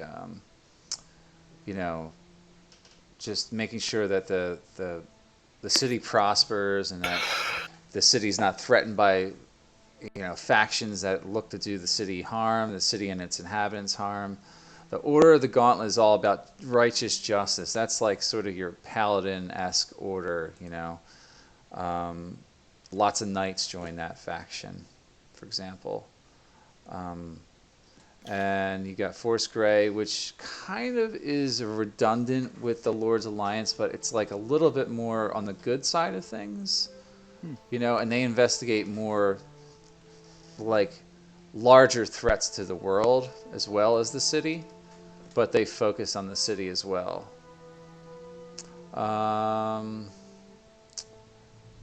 So it says the Order of the Gauntlet looks for members who seek to fight evil in all its forms. Adventurers who worship Helm, Torm, or Tyr are especially sought after.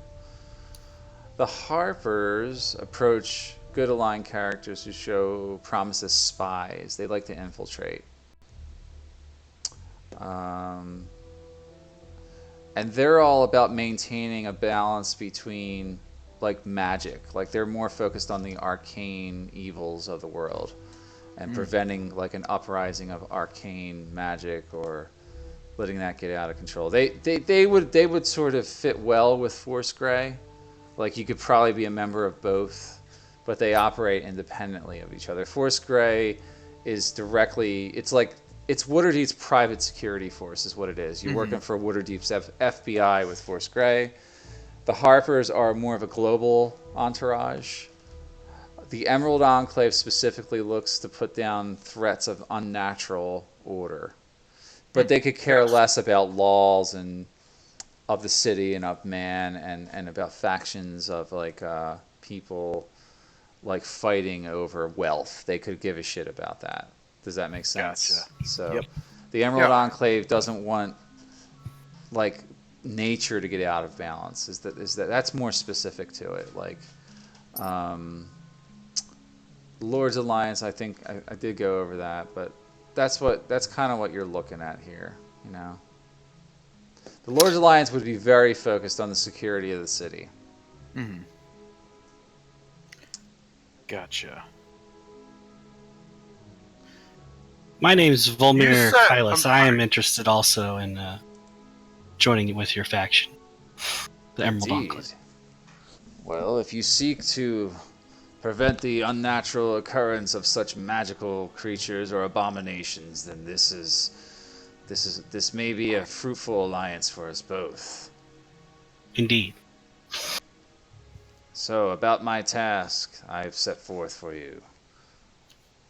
What I suggest is you head out of the city for a while into the surrounding farmsteads. And he points out on your map, like an area outside of the city, where some of the occurrences have supposedly occurred.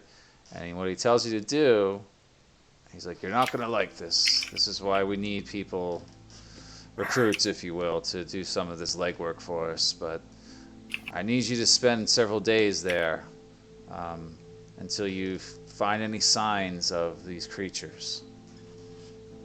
Do they mostly come out at night or during the day? We've heard reports both night and day. Well, we should be able to track them. The scarecrows. Indeed. Well, Has anyone actually fought them that you're aware of? not that I have heard, which is what Hmm. concerns me the most. There's no one there to protect the people in case they do become hostile.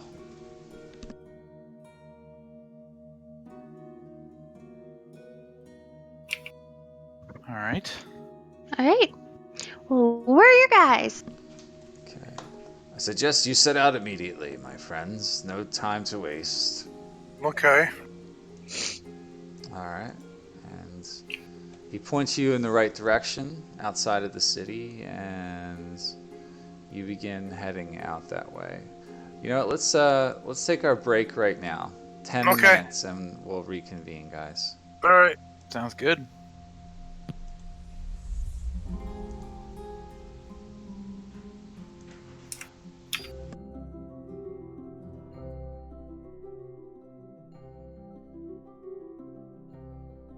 I hope you get a badge, Ezra. So you can flip it open. I must have took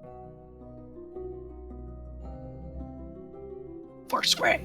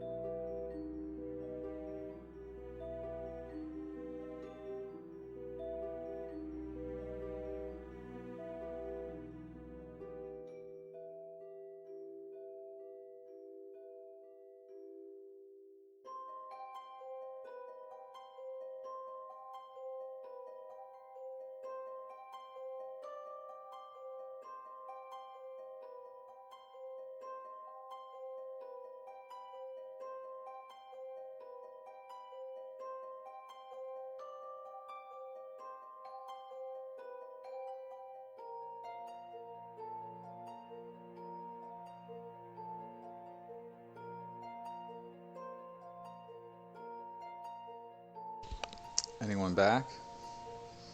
Yep. Okay. I'm Yeah. back. All right. We'll get back into it.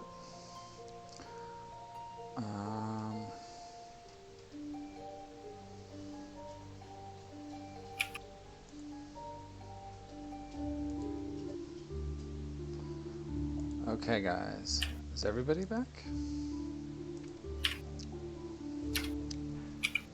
Gunwin, Dave. Yeah. Can you hear us?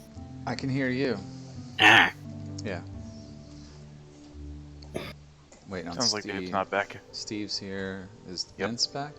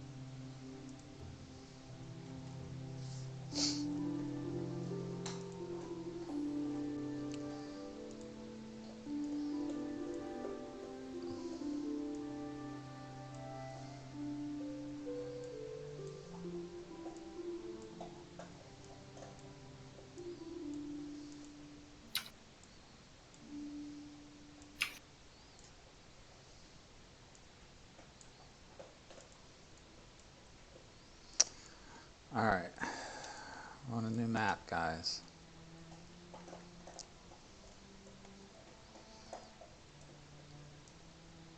Is everybody ready? I'm think here. so. Dave said he would be RB. All right. Oh, Dave's back. Okay. So we're just waiting on Vince, as per usual.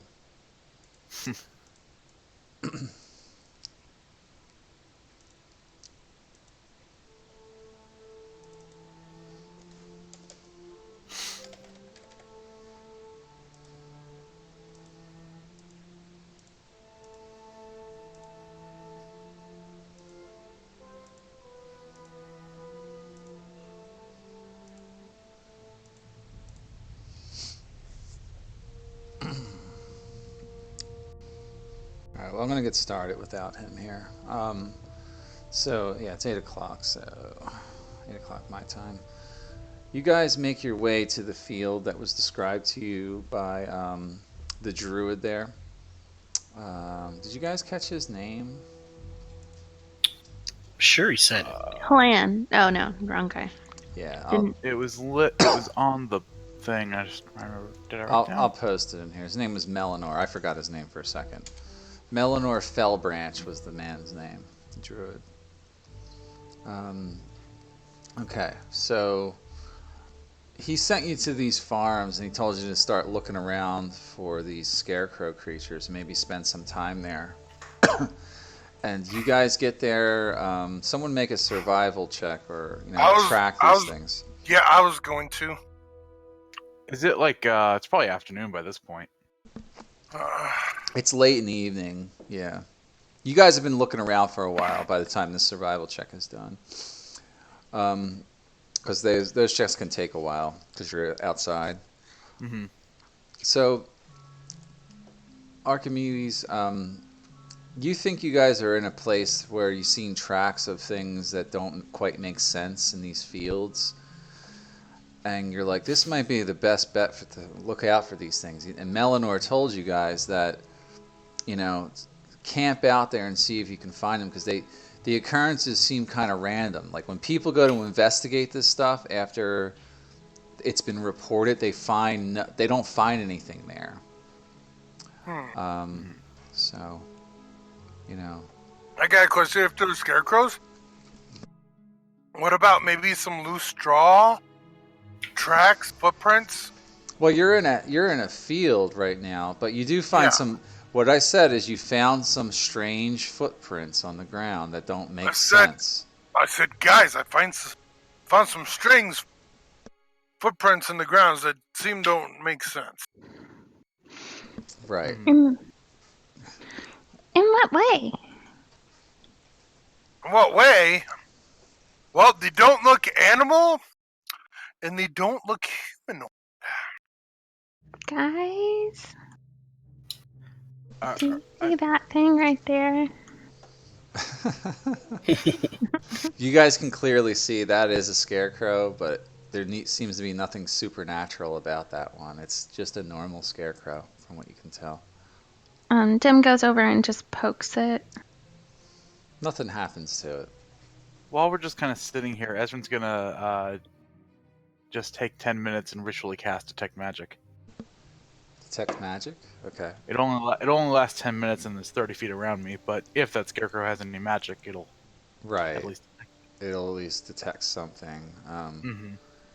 Yeah, you don't sense anything. Hmm. Mm-mm. Well, I don't detect any magic on it, guys. Where were these footsteps? All throughout this area, you find them in the field in random places. And do they just disappear? They seem kind of random. Yeah. Hmm. I could send Ruby flying around to take a look at the surrounding area. Good idea. So I'll Should do send that. her. I'll send her off just to fly around the whole area and scout around. And Dim ties loosely a rope around the scarecrow, and then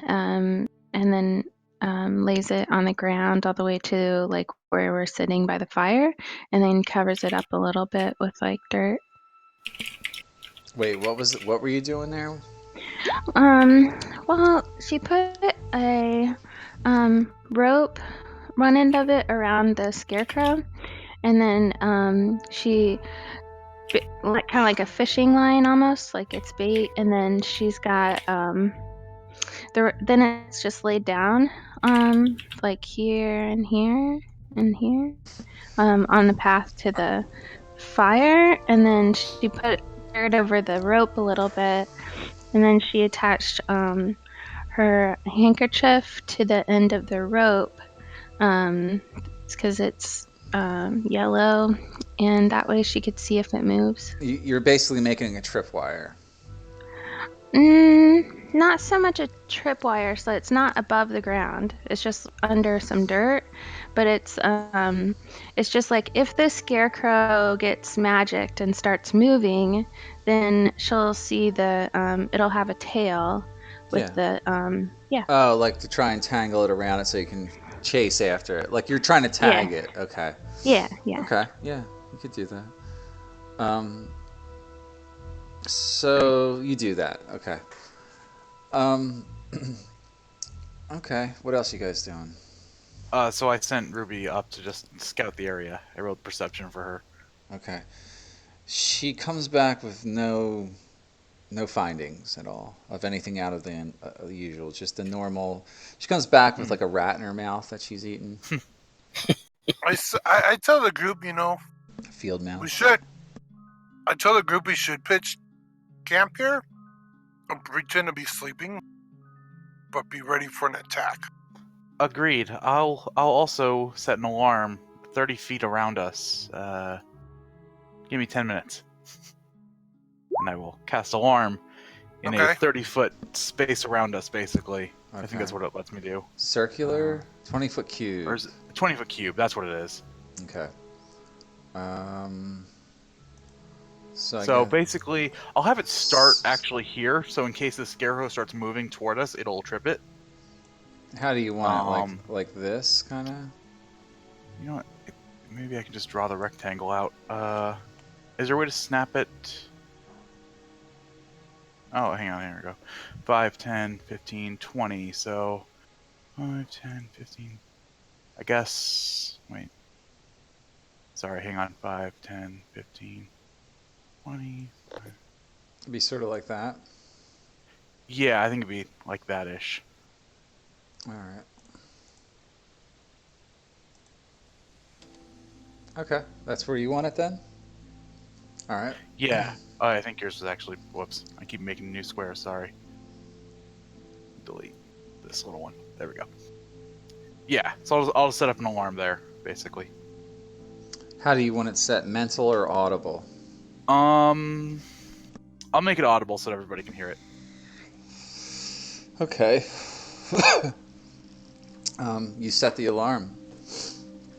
An audible alarm produces the sound of a handbell for 10 seconds within 60 feet. Okay. So it's getting late. A couple of you guys are exhausted, actually.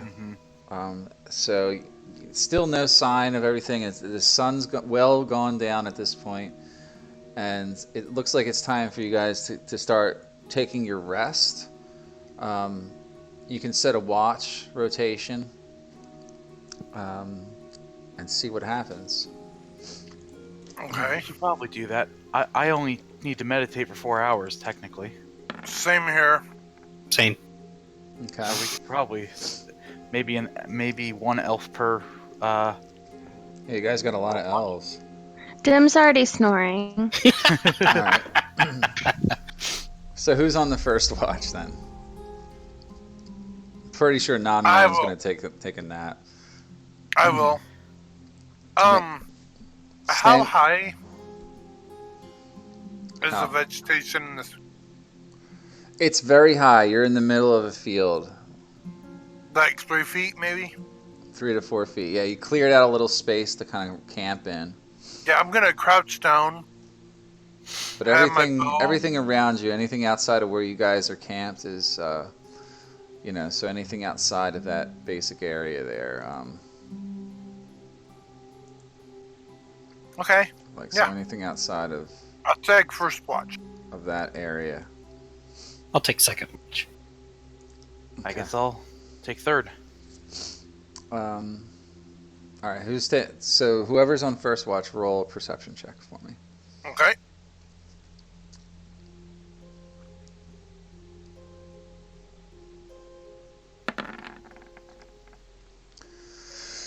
My passive's way better. Yeah, well, it's an active perception check. Here's actually a question. Does a familiar need to sleep? I don't know. I don't either. You tell me. It doesn't say. It's an actual creature, right? Is it a fey spirit? It's a face spirit, but it takes on the form of an owl. In this case, an owl. Mm-mm. I've never heard of a fey spirit actually being able to stay up all night. Okay. I could be wrong. I don't know. But That's why I'm passive, I think passively though, even you could say the owl is a nocturnal creature, so it could stay Yeah. up. So it's not like a big deal. Okay. They have advantage on wisdom perception checks, rely on Mhm. hearing or sight. So can have a roll. Since we are sleeping here at night, yeah, I would probably tell her to just keep watch, basically, Yeah, that's fine. along with us. Yeah, along with you. So have her roll too. 20, yeah. She's standing a vigilant watch, and doesn't detect anything for the first 2 hours of the watch. So if someone's going to take over in the second 2 hours of that 8-hour watch, they can, or the same person can make a second perception check. And so can Ruby if you want. Mm-hmm. Okay, I think Balmer said he has second watch.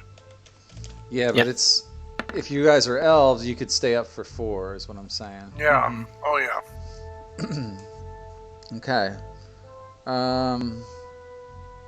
So who did the next perception check? Was that the owl again? Okay. Once again, time goes by. Ruby doesn't detect anything. So 4 hours have gone by at this point. So All All right. right. At that point, my meditation will be done, so I'd wake up. yeah, Archimedes definitely has to go to sleep. At this Yeah, point. yeah, Mhm. yeah, I'm gonna. Yep, I'm gonna go take medicine. So it's the third watch shift, and now Ezrin's on watch. So Ezrin and Ruby can both make perception. If you want to have And I both guess of you guys. Mine would still be a disadvantage. Why disadvantage? Because From you're exhausted. Yeah. Still haven't taken an Well, you official long rest. took your rest really, but yeah, you Yeah, still you'd need be good to go now. Actually, you still have to rest for 8 hours. Right. I still need 4 hours of like He minimal just doesn't activity. need to sleep. Yeah, he needs minimal Mhm. activity. So, um, you don't The detect 19 was good, anything at all this time. Next 2-hour phase comes up, and you make some more perception checks for me. Okay.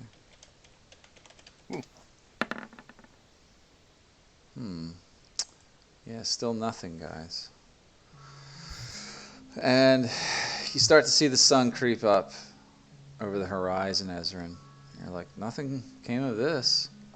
And if 8 hours have gone by, then so has alarm. It goes away. After 8 hours, I think. Okay. So at that point, I'll wake everybody else up. All right. It's now, early morning time. You guys all wake up. You can continue to try and track these things and see if you see any signs of them from the night Yeah. before, and just in case you missed something during your watch. Let's. Yeah. Agreed. I don't think we should split up, but maybe just wander around. Let's search around more Yeah. for more track stuff. Archimedes, you find more tracks than you found the day before, leading off in this direction, basically. Like as you explore up here. I say, guys, I think we need to go north some. All right. Tracks seem to be heading that way. We'll follow your lead, I guess. All right.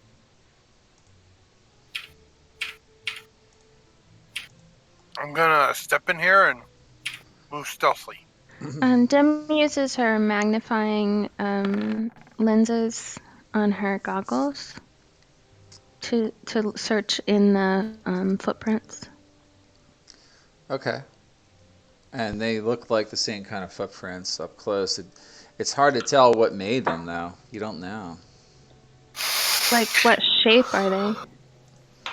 It looks like these. It's like kind of what you would think like someone with straw feet would make, like little pokes in the ground, like little pricks in the ground. And okay, and in the footprints, did she see any hay? Yeah, there's hay all over the place. That's what's hard about this is you guys can't distinguish In the fields everywhere. what's hay and what's not. What was been like planted in the fields? Is what she's Corn looking and for. stuff like that, and hay. Does she looks around to see if she can see any cows or Not in this particular Rothy area. or whatever? Like Rothays, yeah. No Rothays. As you guys are heading in that direction, some of you hear some noise coming from over here. What's it sound like? I'm ready my bow. Sounds like something just kind of moving quickly through the fields, but you can't see it. Does it sound like it's heading toward us or away from us? Like crossing your path. She using her magnifying, can she see anything more than what you already described? No, because you're 3 feet tall and you can't even see above this grass.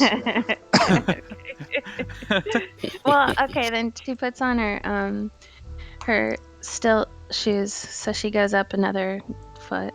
On the bright side, that means it would probably be easy for you to hide here. Right? It would be, yeah. Which as a rogue is pretty good, actually. Yeah, Alright, so, well. okay, then she's gonna get a little bit closer. Dim, as you're using- heading that way, you hear something strange coming from behind you this time. But Okay, you so can't turn see around. it. You can't see anything. It's like every time you guys move through these fields, it's almost like someone is up ahead or behind you now. Hmm. This is odd, guys. I'm Dem, gonna. suddenly from behind you, something grabs onto you. And Me? we're rolling initiative, yeah. I need you to make a strength check.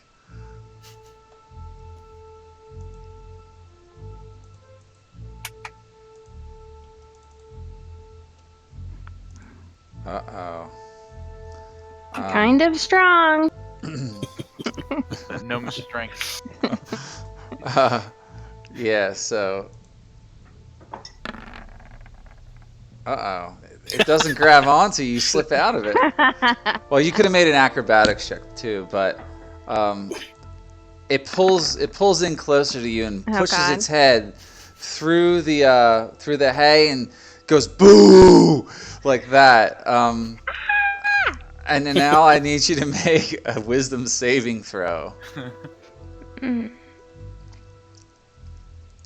Uh-oh.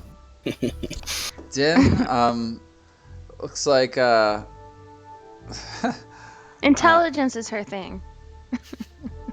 you are frightened. Yes. And which basically means you're paralyzed at this point. You can't move at all. And when you look at her, you can see like her eyes are super wide, and then they're magnified. Then they're magnified because of her magnifying lenses. They look huge. Man, so we don't see what grabbed her. Is it that tall? You hear her scream out in terror, Yep. and you all face that way, and then something just you see something like moving through the brush right here, and we're gonna roll initiative now. Okay. Okay.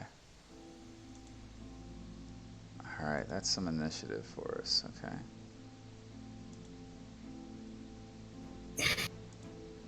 And Dem starts screaming for her mom and her sisters and brothers and crying.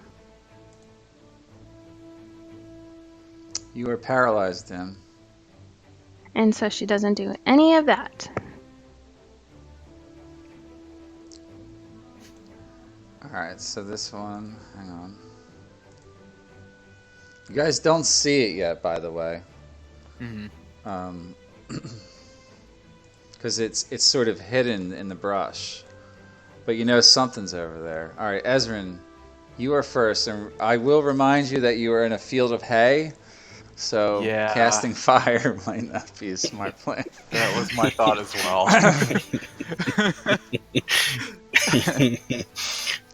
You're gonna basically, guys, you're gonna need to look for this thing. You're gonna need to make active perception checks because it's effectively stealth right now.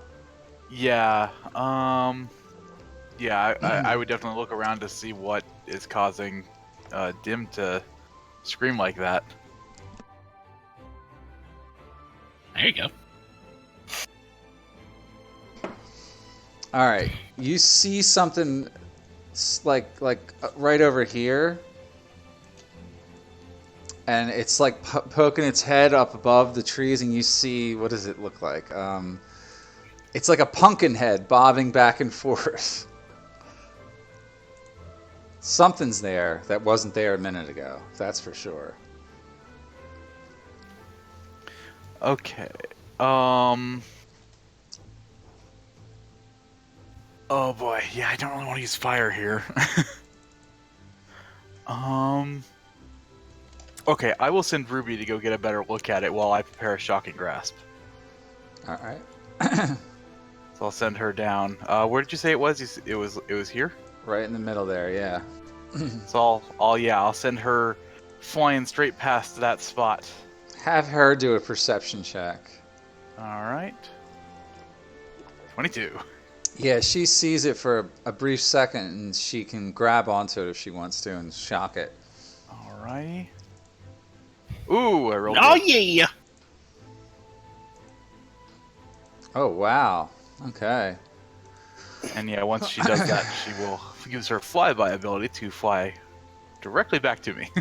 Actually, no, I don't know why she'd do that. She would actually fly straight upward, probably, to stay kind of in the air. Like maybe 20 feet in the air. All right. No, I'll give her little wings. Here we go. Okay. Dim, you're next, but you're paralyzed. Volmir, you're up. So now can I spot this thing that it's been shocked? You have a general idea of which direction it is. I'm going to say it is under concealment until you're like 5 feet from it. All right.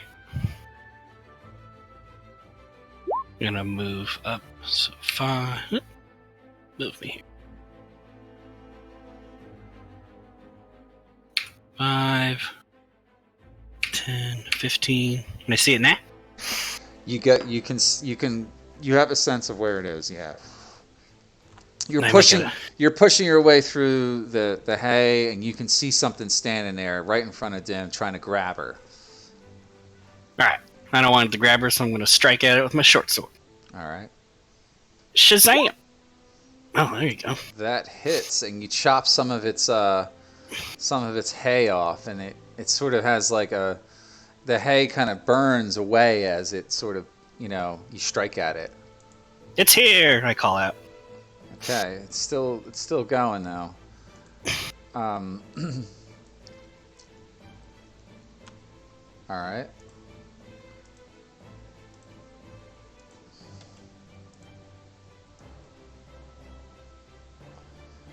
Not Murin. And that's the end of my turn. Sorry. I need you to make a saving throw, a wisdom save. All right.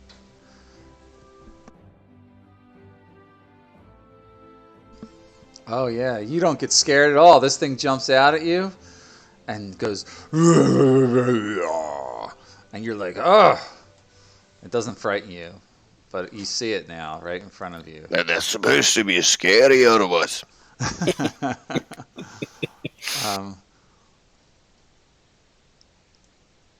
Archimedes, I need you to make a wisdom saving throw. Okay.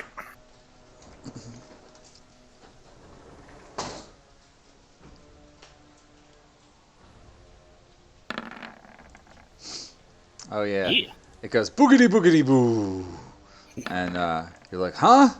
It doesn't scare you enough. You don't get frightened by it at all. All right. All right, Doran, you're up.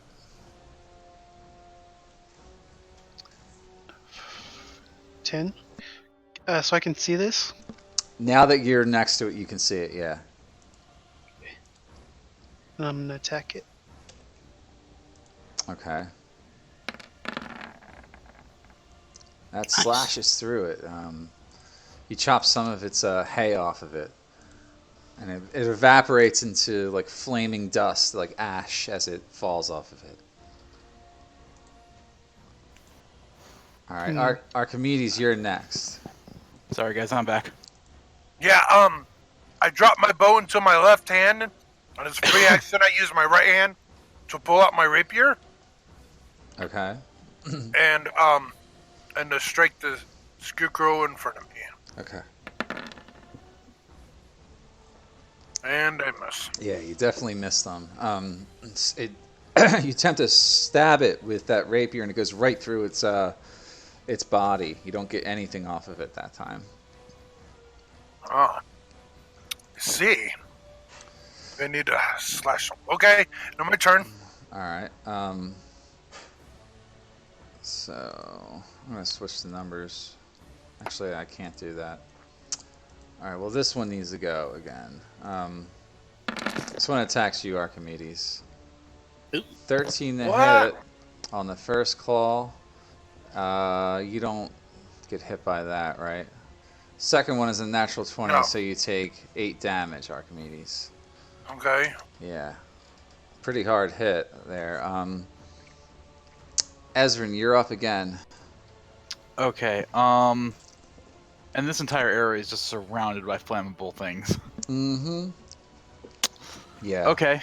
All right. I can see the one that's just attacking Archimedes. I'm going to send. You know, I'm gonna just do. Scarecrow 3 is also unhurt. I'm gonna send 3 magic missiles at Scarecrow number 2. All right. Yeah, you know generally where it's at. I'll allow you to do that. It's poking out enough that you can see it there. So let's see. 1, 2, 3. Oh wow, 2 of them rolled well. Yeah, you did really good there.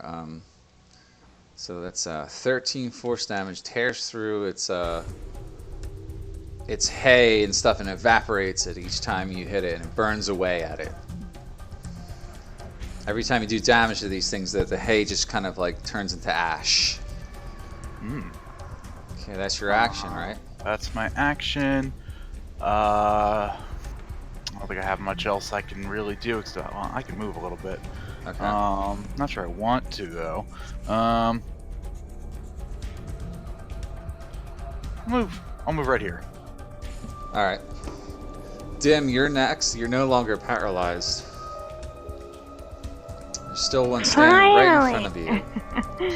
All right, then I'm just gonna I'm gonna use my short sword. That hits, and you do 9 damage to it with this. I'm going to say you actually slashed at it instead of pierced, because that makes more sense. But it is still alive. Do you want to do anything else? No, I stay put. That's my turn. You don't want to use a bonus action at all? Bonus For either your cunning action or dual wield if you have a dagger?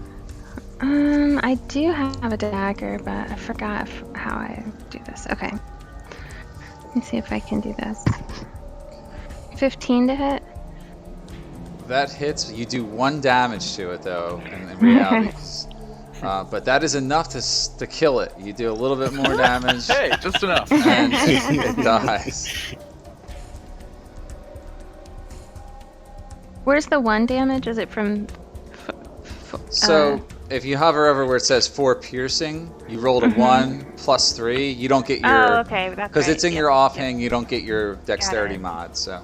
Understood. Yeah. Not unless you have the dual wielder feat, I think. I don't even think it's dual wielder feat. Yeah, it's... Oh. Yeah. I think it's all 5th edition. Alright, Volmir, you're up. Alright. Well, that guy's dead. Can I see number 2? You cannot see it from where you're standing, but you know something's attacking from behind you. You'd have to rush up there and find it. Alright. Oops. Come on. In other words, it's concealed. Now you can see it. Now I can see it. Yeah. I'm gonna help my buddy out, and I'm gonna attack it with my short sword. Alright. Slash at it. Yeah! Nope. That's a miss.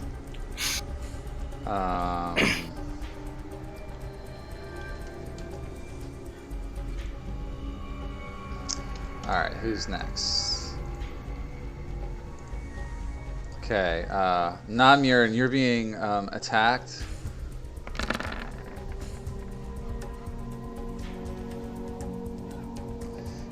Miss, and second claw hits. I need you to make a wisdom saving throw. Again. Ooh. You Oh, are no. paralyzed. Where are you? Did you get a turn? No, you didn't. No, I don't think so. Shit. I had to add you. I forgot to add you. Never mind, no worries. That would have been helpful. It might have been. He was just gloating too much. Yeah.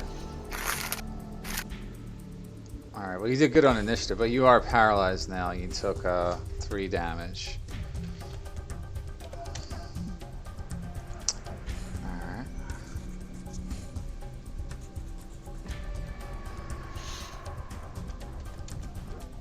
Okay. That's the end of its turn.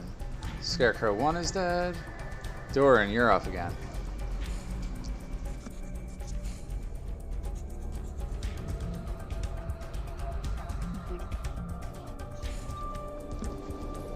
Attack.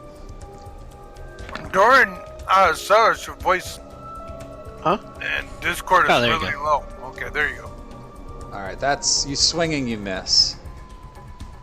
Shoot. I'll move one more. All right. 25. Okay. That's it. Archimedes, you're up again. All right. First thing I'm gonna do is I'm gonna use a bonus action and try to use second wind, and that's 1d10 plus 2. 1d10 plus 2 for hit points. Okay. Oh, I got back 10 hit points. Nice. You're back to full. Okay. And then I shall strike with my rapier. All right. Oh shit! One. Wow. Double ones. Damn it. Okay. That was I roll a 47? Yeah. Yeah, 47. Partial blow, half damage to self. Oh no. Good thing you just second winded. Yeah. Yeah, he took 5 damage. All right, but you're alive. So, Okay, you know what? what's up? I'm gonna accent search. Okay, do it. It just says accent search. It doesn't say it's bonus action.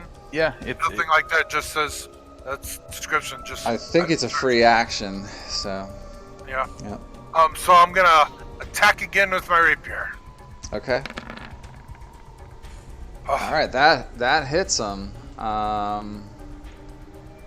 It doesn't do a lot of damage though. You just get a little bit off of him that time. shit. Yeah. Okay, that's the end of my turn. Okay. All right. It's gonna try to multi-attack you, Archimedes. I know. Fuck. First attack is a miss. Second attack hits you. I need you to make a wisdom save. Okay.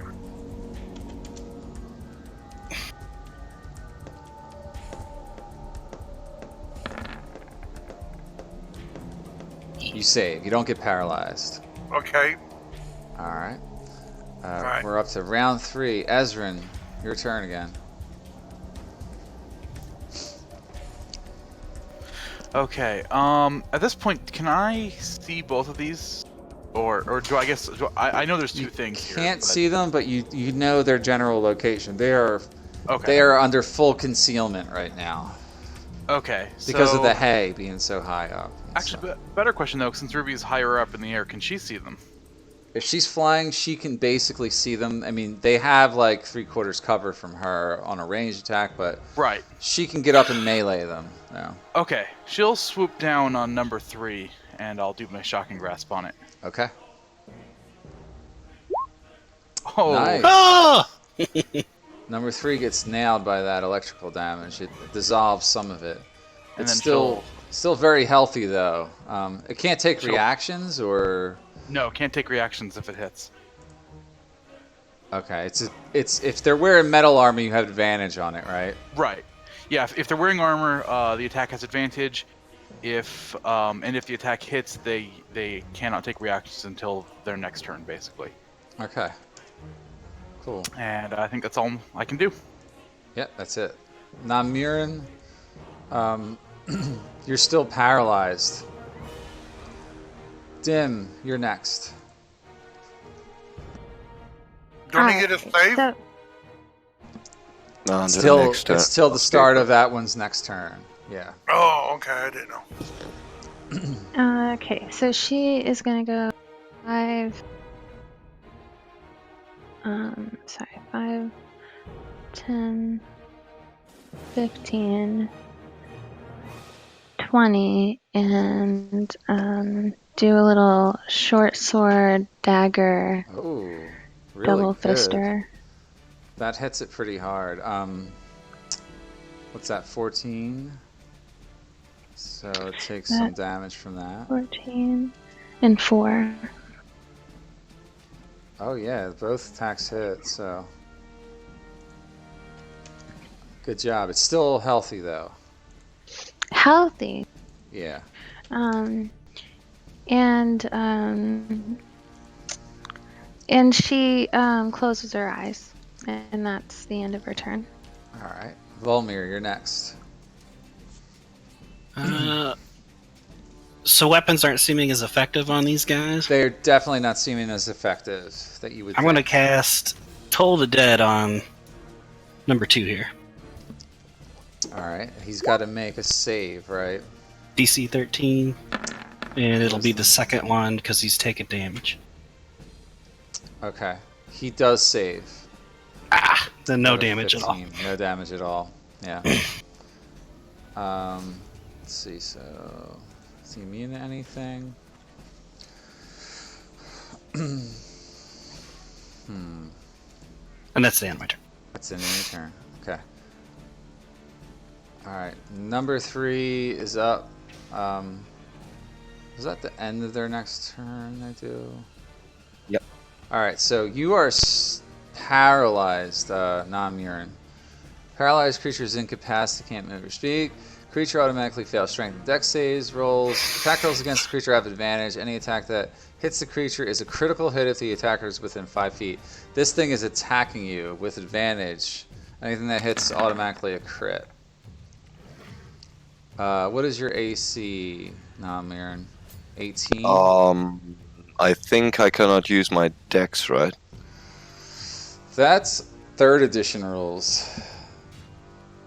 And it is 18, yeah. Yeah, it just says that's all paralyzed does. So you're still at an 18. Only one of my attacks hits you, and it critically hits. So I get to roll that again. I get to roll another 2d4. So you take a total of 13 slashing. Yeah, I've still got 2. Yep. But now you're unparalyzed. So. Okay. Scarecrow number 1 is dead. That's done. Alright, Doran, you're up. Guess I'll just slash in. Okay. That hits. You do 4 damage to it. Okay. Alright. End of End of turn.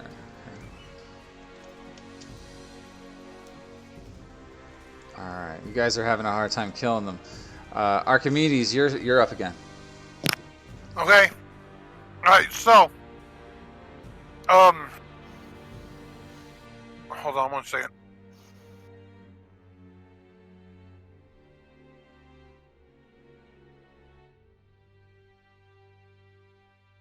Alright, so, I'm thinking fast on my feet. Holy shit, this guy's taking no damage. So I take the blunt, like, I take the, the fisting part of my rapier, and I punch this scarecrow using shocking grasp. Oh, okay. Cool, let's do that. That's right. You've got 1 cantrip as an elf. Oh, wow. 15 hits. He takes 3 lightning damage. Okay, and I move Right, because he can't take Yep. reactions. behind a Volmir. Alright. Now, Okay, with range attacks, he has total concealment. I know. So just keep that in mind. Alright. Yep. Yep. End of turn. End of turn.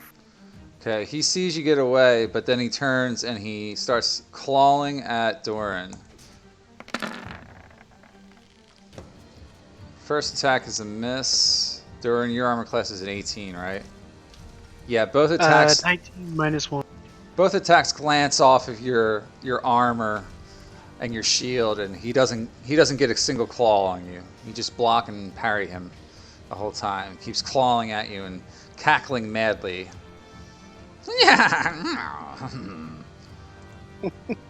Ezrin. Okay. It's time to burn this field, Ezrin. I'm considering it. But we're in the field. Yeah, that's the other problem is we'll burn a field, and the city probably would not take kindly to that. As long as you can put it out in time before it creates a total forest fire, you know. I don't have control water or anything like that though. Or even control flame. Okay. Well, we wouldn't have to tell anyone. I like that answer. Okay, I'm going to attempt to get rid of Scarecrow number 2 by sending 3 more magic missiles at that one. All right. Yeah, they'll. Yeah, I'll allow it because it's magic missile. Why not? Okay. Okay, Scarecrow 2 takes all that damage. That's 11, but it's still alive. Darn. And then, because I forgot I could do this, I will have Ruby go harass this guy over here with the help action. Okay, making advantage. Yeah, so somebody gets advantage on that one. Okay. All right, end of your turn. End of my turn. All right, now Murin, you're next. All right.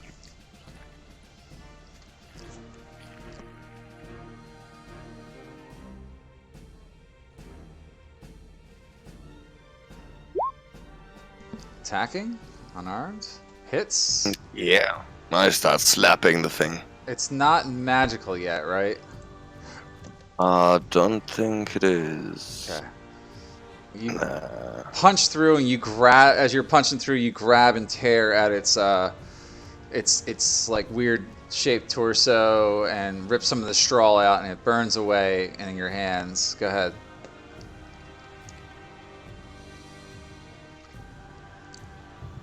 You doing martial arts?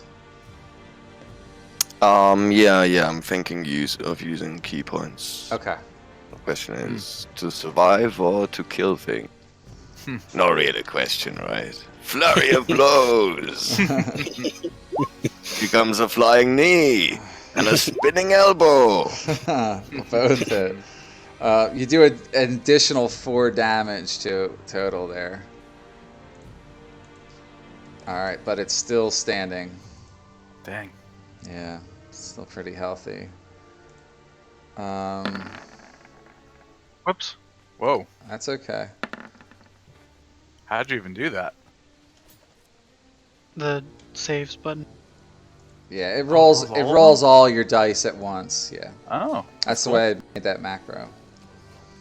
All right, Namurin's done this turn. All right, Dim, you're next.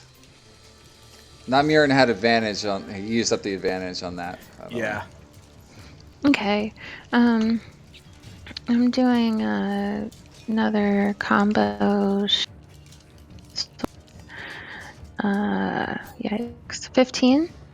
And a dagger. That hits. 15. 15, 15. So you do 4 with the short sword to number 3.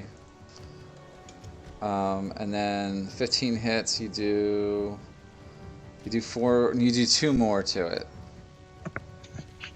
But he's still ticking. Dang. Okay, and then I stay put, and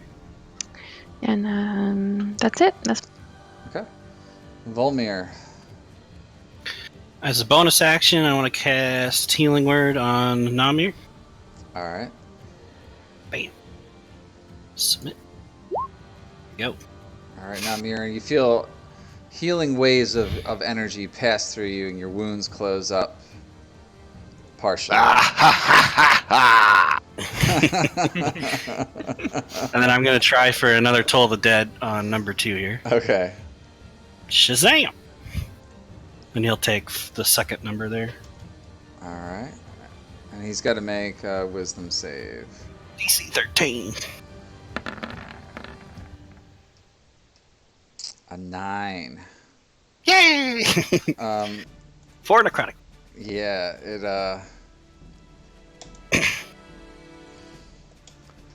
Still alive. But he looks like he's ready to disintegrate into dust. Okay, number 3 continues to hit Namurin. 5 to hit and 15 to hit. You dodge him both times. Good job. Alright, Doran, you're next again. Get him. Get him. Alright, that hits, and you tear through it, and it disintegrates into ashy dust. It's finally dead. And then I will go 5, 10, 15, 20. Okay, cool. It's facing non-Murin. If you get behind it, you'll have advantage. Okay, I'll 25. Alright, that works. Archimedes, you're next. Yeah, I kind of sense that one was destroyed, and I see, Dorian's big ass running through the field, and this heavy ass armor, striking it. So I'm gonna move over there too. So I move 5, 10. Wait, hold. That was 5. 5, Probably should have made this difficult 10, terrain. But 15, 20. I moved 20 feet right here. okay. And, I see the scarecrow. And I hit him in the back of the head with my fist while I'm holding a rapier, and I cast Shocking Grasp. Okay. And that hits him. Oh! That's 10 damage. That's enough to burn through the rest of his health, and he's dead. Cool. You did it, Woohoo! you guys. Good job. All right, Oh, good man, job. that was a close one. I have never fought creatures like this before. I mean, they're pretty fucking hard. Would I be able to figure out what these things were? Make a Arcana check. Yes. There you go. So, sticking with the trend we're going to use for this campaign, you know that they're imbued with some type of magic, evil in nature. Fire would definitely burn them heavily. Kind of goes without saying. You kind of know that this is some type of construct, though. So someone created these. What? Someone created these? Yeah, with the help of magic. They were put together. They're not grown or born like other creatures. Someone constructed them to be sort of some type of automaton or something with the purpose of probably causing terror in the fields. So did someone purposely make these, or were they mistake, like accidentally made? That you don't know. Like you can't tell that answer, but Okay. you definitely know that whoever made these didn't have good intent necessarily, or it got out of their hands or something like that. Dim wants to investigate the bodies of 3 and 2 and 1. And There's see... nothing left. They just disintegrate ashes. it. Yeah. Every time you cut through them, the magic that was binding them together seemed to cause the scarecrow hay to just kind of evaporate into dust. Think of it like a shadow that you're cutting off almost, and every time you hit it, it just kind of turned to dust. But they're just wrapped in these strange garbs and like something that a scarecrow would normally be wrapped in, like a normal scarecrow, but they appear to be animated in some way, shape, or form. You don't find anything significant on them. And Mike, go ahead. are these other scarecrows still there? Yeah, those are the normal field scarecrows. Okay, so they weren't like disguising themselves as the normal field scarecrows. These are sort of those separate. were there, but they might have been using the fact that there was a lot of scarecrows in the area as a way to hide their movements. Gotcha. and also cause some kind of disbelief as to why they were people thinking there were scarecrows haunting the area. Mm-hmm. Yeah. There's not much else to determine here, guys. You can kind of wrap this one up and report back to the to Melanor Fell Branch. Can we see Let's do this that. writing up here? That's just part of the author's map thing. Okay. Yeah. right. Yep. It's a crop circle. Hold on there, Archimedes, and I'll cast Cure Wounds on him. He's not looking so hot. All right. Boop. Oh. There you go. 9 hit points 9. back. Okay. Awesome. 16.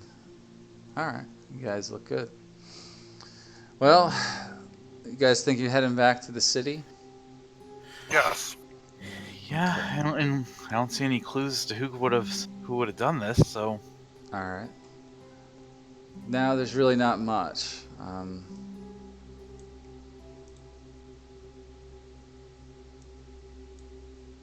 Well, we're in the moon. Saloon!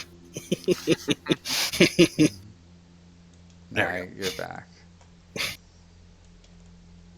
All right. You guys come back to Melinor's garden at Falkenmere and report your findings, I guess? He says, "What news, my friends?"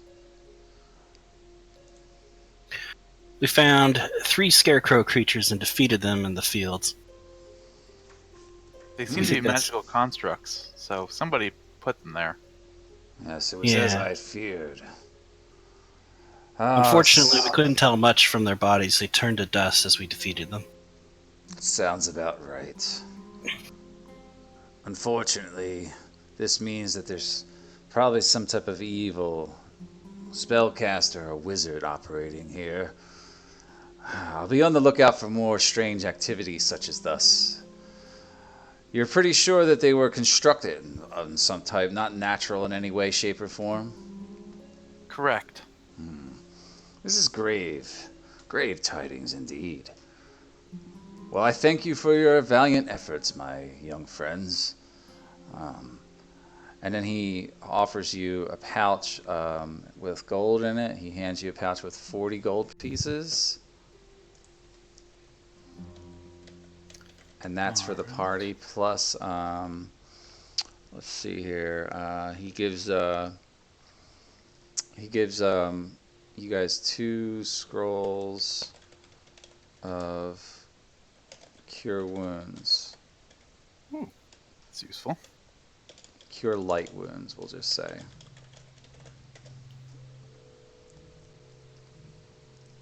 So it would be like the level 1 spell, but you can use it 2 times. So anybody who can cast nature magic of some type can use them. So like a cleric, any wisdom-based spellcaster can use them.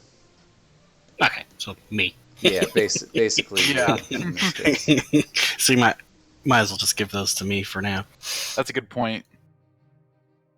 Yeah, you might as well add those to your inventory since you're the only one who could use them.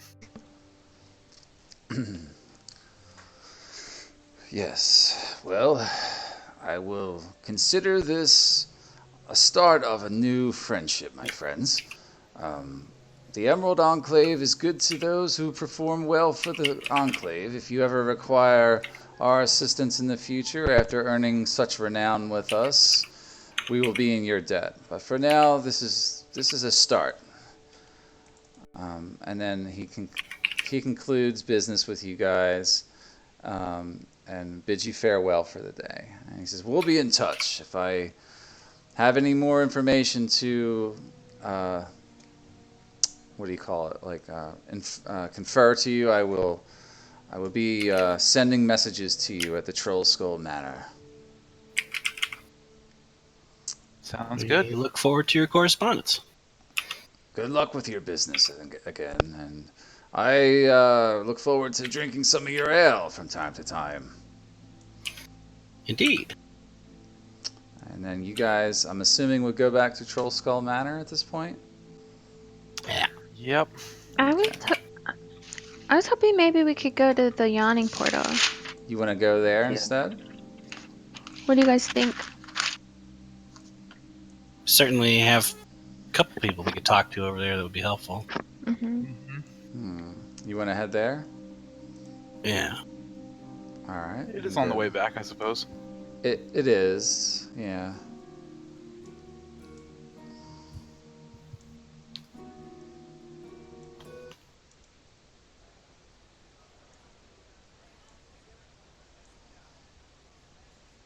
So you're at the yawning portal. Back here. Oh, I was talking this whole time. I was muted. Sorry. So while we're adventuring together, I turned around and asked the group. So, how many of us decided to join the Emerald Enclave besides me and Dem? Me as well. Oh wow! So 3 of us. Okay, that's cool. I Yeah, think these Jack was things. super torn. Yeah, it seems like a good one to fight for. So you guys stop in here for a drink, or? You know Yeah. what? Of course. We've put in full day of work and combat. My fucking mouth is dry. Bring on a bottle of wine. All right. You guys do that. I think that Dem is gonna probably wander around for a minute. Okay. Um, sorry, I had a list. Yolo, Bolo. Sorry. You gonna look for Volo? Um, Bolo or You find Volo over by the or fireplace. fireplace. Yeah, he seems to be working on one of his books. Ooh, okay. So she's jumps over the back of the seat and sits down. And she says that good evening, Bolo. Oh, young Dim, how are you? Really good. I just finished. We just finished some adventuring, and we've been just adventuring all around, and we, killed some constructs and some fields a little bit ago. So that was fun. Seems like it was kind of a full day. I'm pretty excited because we just got here, and I really like to drink. So gonna drink pretty soon. But I had a question for you. I was wondering about we were talking to this guy today who I think is a blacksmith. I don't know, we met so many people today. But he was telling us how you're writing this book. Remember you told us this book about specters? And since we were just, encountering some kind of weird, creepy, haunted, spectery kind of thing in our very own tavern, and since you, gave this to us, I was wondering if maybe you could tell us some history about the specter, and maybe if you knew anything about it, maybe that you might be, I don't know, writing in your book? Oh, at your tavern, you say? Yeah, Oh, well, I don't. pretty much. I wasn't aware of such a thing. But what if you were? You got to admit, it's a little suspicious you were writing this book and happened to buy a haunted tavern. Seems suspicious. Make an insight check.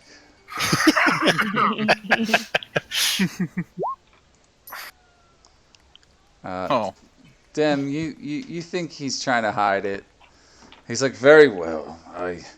I guess I wasn't completely honest with you. Come I on, Bolo, you can tell me. And then she I pulls heard it him a was little bit. haunted, but I wanted the tavern for my research, and what better chance would there have been to go face to face with a ghost in one location where you can observe it and take notes and chronicle its activities? Perhaps you can tell me what have you discovered about it so far? well, Go ahead. so far, first it seems like it wanted us to leave. It kept writing messages like closing time and last call. things a bartender would typically say when trying to get people out of the tavern, I suppose. And then after it also, I guess, threw some plates around. And then after we kind of said that we wanted to fix the place up, it seemed to appease it, at least for now. I think it likes us.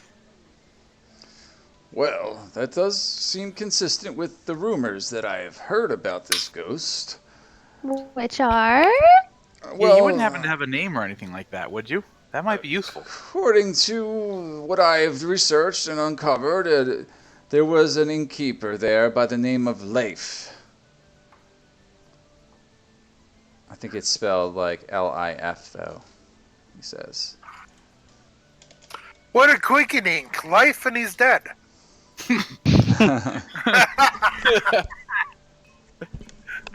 So he's like, rumor has it he was murdered in that place, and after his death, it fell into ruin. That's all I can tell you about him, unfortunately. I didn't quite believe it was actually haunted, but on the off chance that it was, I figured I'd purchase this place with the remainder of my savings. It turned out it was no rumor after all, and true, according to you people. So he hasn't harmed you or anything, is that correct? Yeah. Correct, but that may just be because we said we were going to fix up the place. He also hasn't served any drinks so far, so there's that. I mean, there hasn't been anyone to serve yet, or any drinks to serve yet, but yeah, But very yeah. true. I see. You're not wrong. Well, I wouldn't give it too much thought. As far as my research, specters will tend to haunt areas and like stay in one place for quite some time before they decide to move on to the next realm. I'm sure he has no ill intentions. Do you have any tips on communicating, becoming friends with specters? I mean, you're a scientist, I'm a scientist. Just Oh, scientist to scientist. What are some like trade secrets maybe we should know about specter scientisting? Well, that's exactly what I'm trying to uncover. Anyone else hearing the Ghostbusters theme in their head right now? Yeah. No. I would just try not to upset him. Is the best thing you can do. If he hasn't harmed you, I think you'll be fine. Perhaps once you get the tavern spruced up a little bit, he'll be more satisfied and work with you in some way, shape, or form. That's our hope. Yeah, I wonder if he'd be our bartender, like our ghostly spirit serving spirits. That may be to your benefit. A tavern with its own resident friendly ghost may be a good attraction for the inn. I think that's a fine idea. Our thoughts exactly. And one other question. Yes.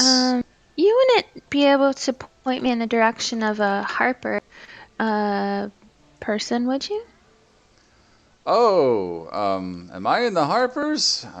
He looks at his pin. I don't think Volo's friends with a lot of Harpers, but I'm pretty sure Renar had the pin. That he Renar flashed had a pin. Yeah, he's like, well, you've met Rainier. He's a member of that guild. Yes. Have you encountered him? We have encountered him. I was thinking somebody closer in proximity, like here, around here. No. Ah, well. I would just keep an ear out, and at that moment, Dim, a paper bird flies into the yawning portal tavern and hits you right in the ear. He's like, my advice exactly. And you unfold this thing, and there's a message on it, and it reads, Okay. Rainier tells us you are a good bet. He bought you tickets to the opera tonight at the Light Singer Theater in the Sea Ward. If you are interested, meet Mert at intermission. Private box C. Formal attire is required for admittance. Uh, Ooh, I need to go find a dress. Oh goodness. Do you Um, guys have time to find formal attire or money? definitely got the coin. We're trying to save it up, though. Yeah, that's Um, true. um, Which is Vola, Here's you an know idea. any Go ahead, yeah. Sorry. Oh, I'm just thinking, guys. Maybe we should go to a money. Maybe we should go and sell some of this stuff we got, and then exchange our money for gold, and then we could actually go buy some formal clothing. Hopefully, So, not too expensive formal clothing. let's see. Formal clothing costs about 15 gold. Oof. Shit. Sets of clothes fine. It falls under. So you could probably buy some of that in the marketplace in town. What if only a couple of us went and then just roped everybody else in afterward? You could try to bullshit your way in. What about do we have any illusionary kind of magic that maybe we can make us look like nice? Mm, Not in this party. nope. I don't have disguise self, unfortunately. I That's have an your. invisibility potion. That's I true. do have that.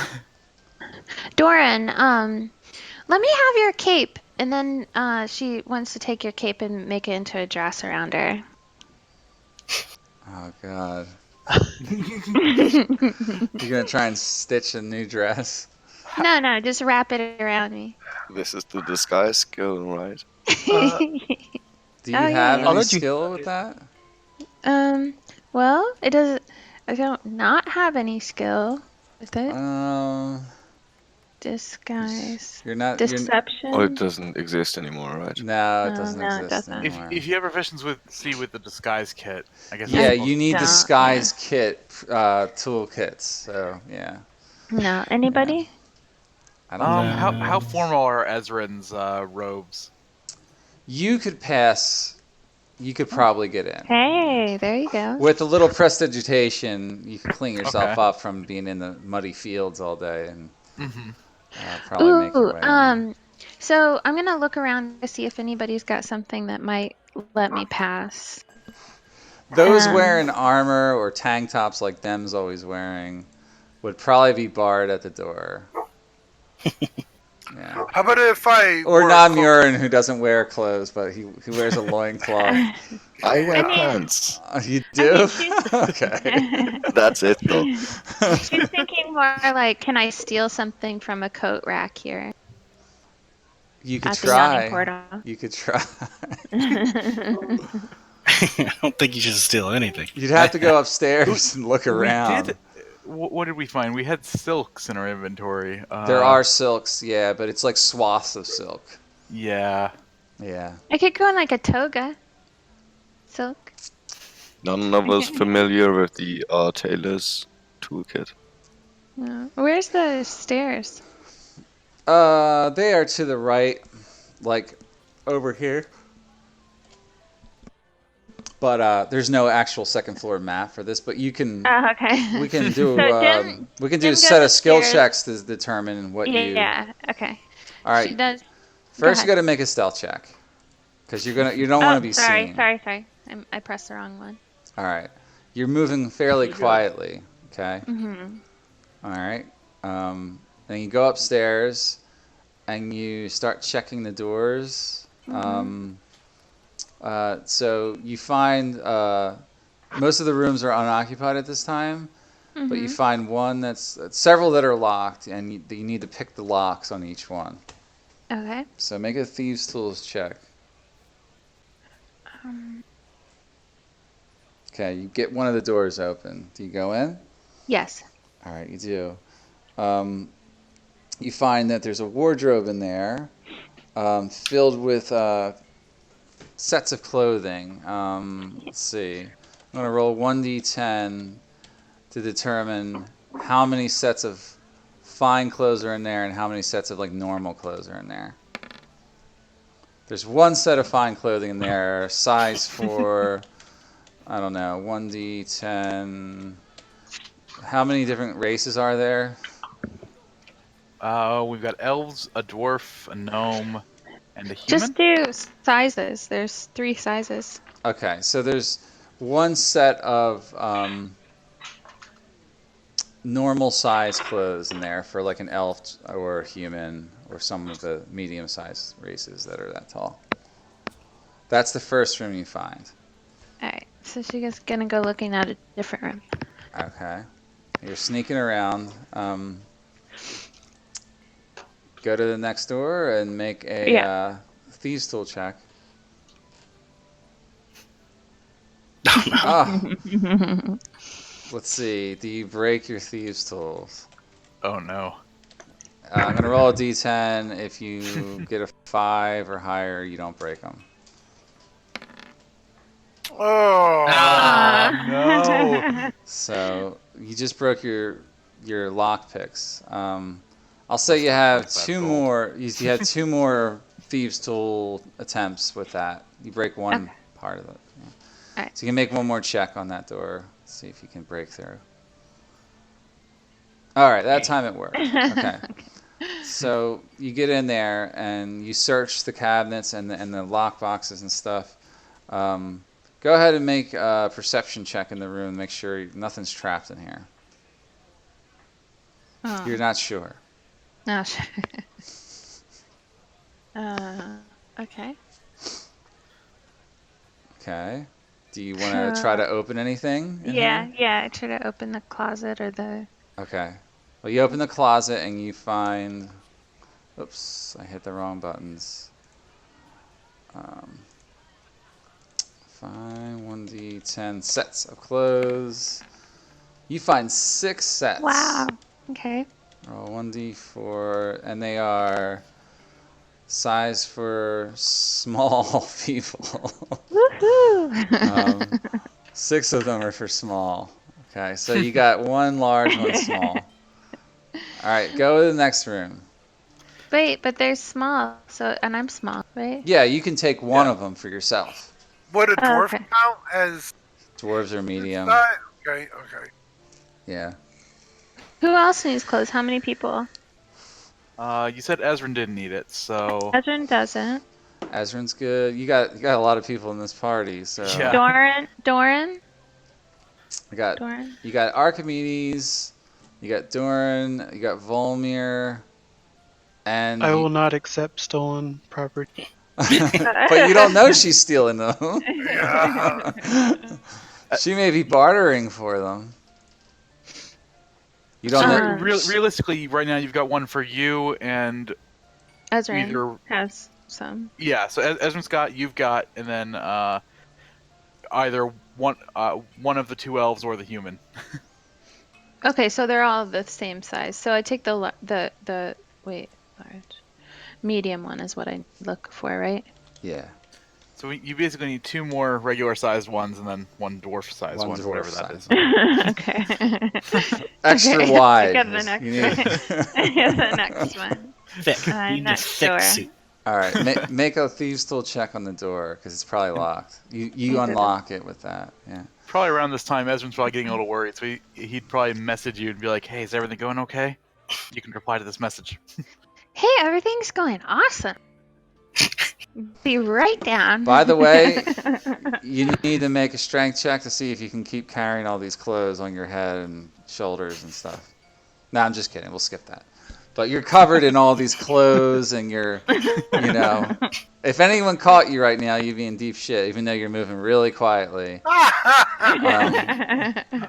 Okay. So I'm in the next room. You're Okay. in the next room. There's this room and one more to go. All right. All right, so search the room. Searching the room. Investigate that room. Okay. You find there is a trunk that is filled with some clothes. We'll do 1d6 on this to see how many sets of clothes are in there. 3 sets. Okay. And 1d4. They will fit dwarves. Okay. I take Yeah. one for a dwarf. Okay. Our dwarf friend. So we Okay. just need 2 more. You need 2 more. So you go to the next room, make a thieves tool check on the door to pick that one. Just a second. Thieves' tools. You do that, no problem. Make another investigation of the room. And you find another closet filled with clothing. There are 4 sets of fine clothes in there. And we'll Okay. just say those are size for medium creatures. All right, so she grabs those 2. Okay. And in her fine clothing, comes down the stairs and goes back to this room. You're carrying a lot of clothes with you right now. It looks like you're the laundry maid. Yeah, laundry day. That's what she says. And she goes in here and starts passing out the clothes. Guys, do you want to go see an opera? What the hell's an opera? It's like music. Uh, We might also. Go ahead. We were Where'd you invited by a find all friend the of fine Renar's. clothing so quickly? what are all those Yeah, clothes you're where did you carrying? get these? Yeah, what the hell are all those clothes? It's like magic. What are they for? Are you selling them? Fine. No, I'm giving them to you as a gift For out what? of the kindness of my heart. For what? So that we can all dress really nice and go out to the opera like fancy people. What? And yeah, because when we get What there, is this you we're talk gonna about meet. fancy? When we get there, then we're gonna talk to well, Mert, and we're gonna talk to him at the halftime show. Us elves from the woodland realm, we do not dress fancy. We Wow. Fancy for us is Well- wearing a ceremonial armor. That's No, how. just put it on. It'll look so cute. Yeah, here, we're not trespassing. We were actually invited. If here, Dim, show him the letter. And I take the letter and I like throw it like it's a bird, like airplane, and hit you in the forehead. I catch it. The tickets in there are for an opera called. The tickets were wrapped inside the bird, and it says that the name of the opera is called The Fall of Tiamat. It's an opera sung in the giant language, describing the evil dragon queen's defeat at the Well of Dragons, an event that occurred on the Sword Coast a couple years ago. Archimedes, you would have heard about this because your father was Yes. involved in that war. That's true. Yeah. Well, I would be interested, but do not feel like dressing up in these human clothes. Well, there's kind of a dress code. Can't I just wear a cape and cover my armor up? If it's a fine cape, Well, do you got a fine cape in there? yeah, here you go. Okay, fine. I'll take the fine cape. That's And- fine. Meanwhile, Ezrin's precipitating everything, making everything clean. I take the fine cape and wrap it around my armor. All right. Yeah. All right, guys. Yes, these are legit clothes. And we're off. We'll change out and change into some fine digs. What about you, Doran? You got all that heavy ass armor. I'm not helping you take that off. Do I you can do guys? it myself, thanks. Do you guys? Do you know anything about dressing up fancy? Where you come No, from? I've lived in a temple my entire life. Yeah. That Well, you only look means you dress fancy fantastic. all day, every day. What about this monk? He walks around butt ass naked. Practically. Dim, That's not He true. doesn't know the meaning of clothes. Dim goes around helping everybody and straightening up their clothes for them and helping them put stuff on, like tightening their ties. And she puts she puts Volmir's hair in a ponytail and does a little braid. All My hair's right. short, unlike the photo, but if I had long hair, I'd totally let you do that. My hair's short. Okay. So you guys feel like you're ready to try and get in there? Yes. Yes. All right. Let's go do that. You're all dressed up. You look like a motley crew of idiots, but Hey, I'm not wearing a shirt. you're not? I'm just taking the better pants. You're gonna have to wear a shirt if you want to No get shirt, no shoes, no opera. in. Yeah. I'm Don't wearing get it. fine clothes. Well, they're gonna probably bar you at the door, but okay. So you go to the opera house together. You wait till evening. You get all dressed up and get all cleaned up. Could we take this opportunity to like short rest? Yeah, you can take a short rest. Yeah, before you head there. Let's do that. Let's totally. Yeah, let's take a short rest. Woo woo! I get all my shit back. Mm-hmm. I get 1 spell slot back. During the short rest, Dem just tries to talk Nanyurin into wearing a shirt. Why would I? Um, Mostly so you don't get kicked out.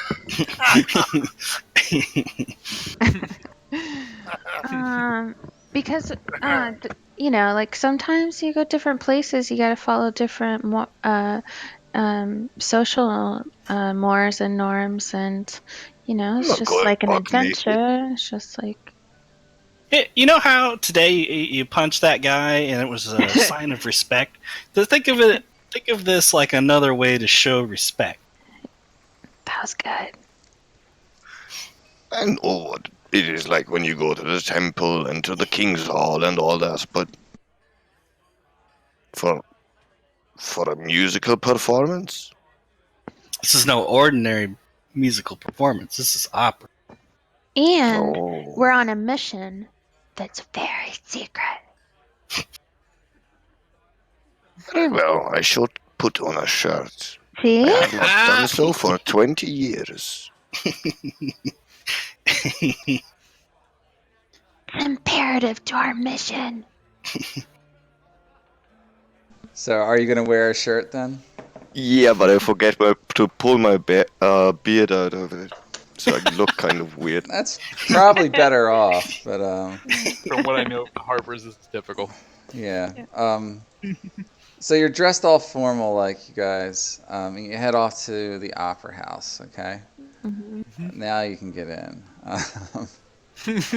You show up at the beginning of the opera. You hear all this stuff in Giant. Does anyone speak Giant? No, but at least I don't. But Ezrin will do comprehend languages so that he can understand everything. You understand everything and spend the entire evening up until the intermission translating out loud to everybody. And people keep shouting at you, telling you to shut up.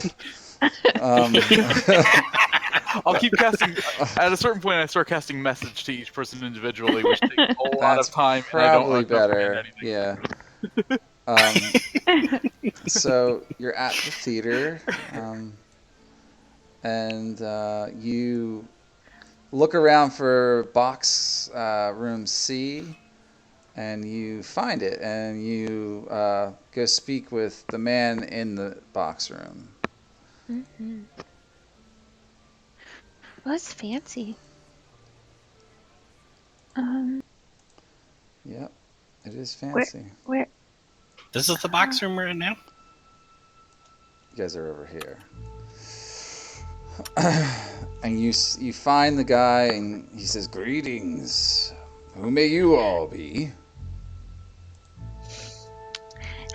Hi, this was my friends. We're all adventurers. We're a pretty best adventure team, basically.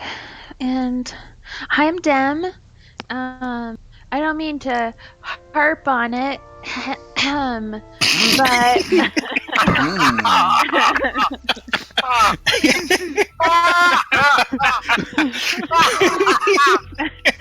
He's like, "Ah, I see. You must be the friends of Rainier that I heard we about." are. We're the friends of Rainier. Indeed, indeed. He tells me you're good folk and that you can be trusted. We try. Indeed. My name is Mert. I am one of the finer citizens of the city of Waterdeep, but I am also a harper, you see.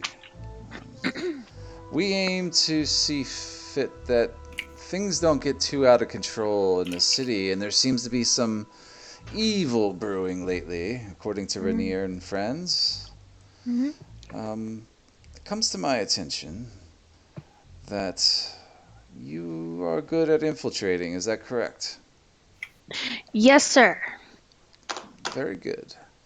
Well, Yes, sir. you see this man. He's kind of portly, by the way, and he's like a well-dressed, later-yeared man with all this finery and gold on him.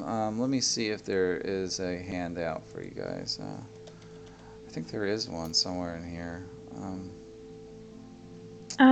While you're looking for that, Dem wants to fill him in on the Troll Skull Tavern, and that they're the new owners. Okay. So she does that.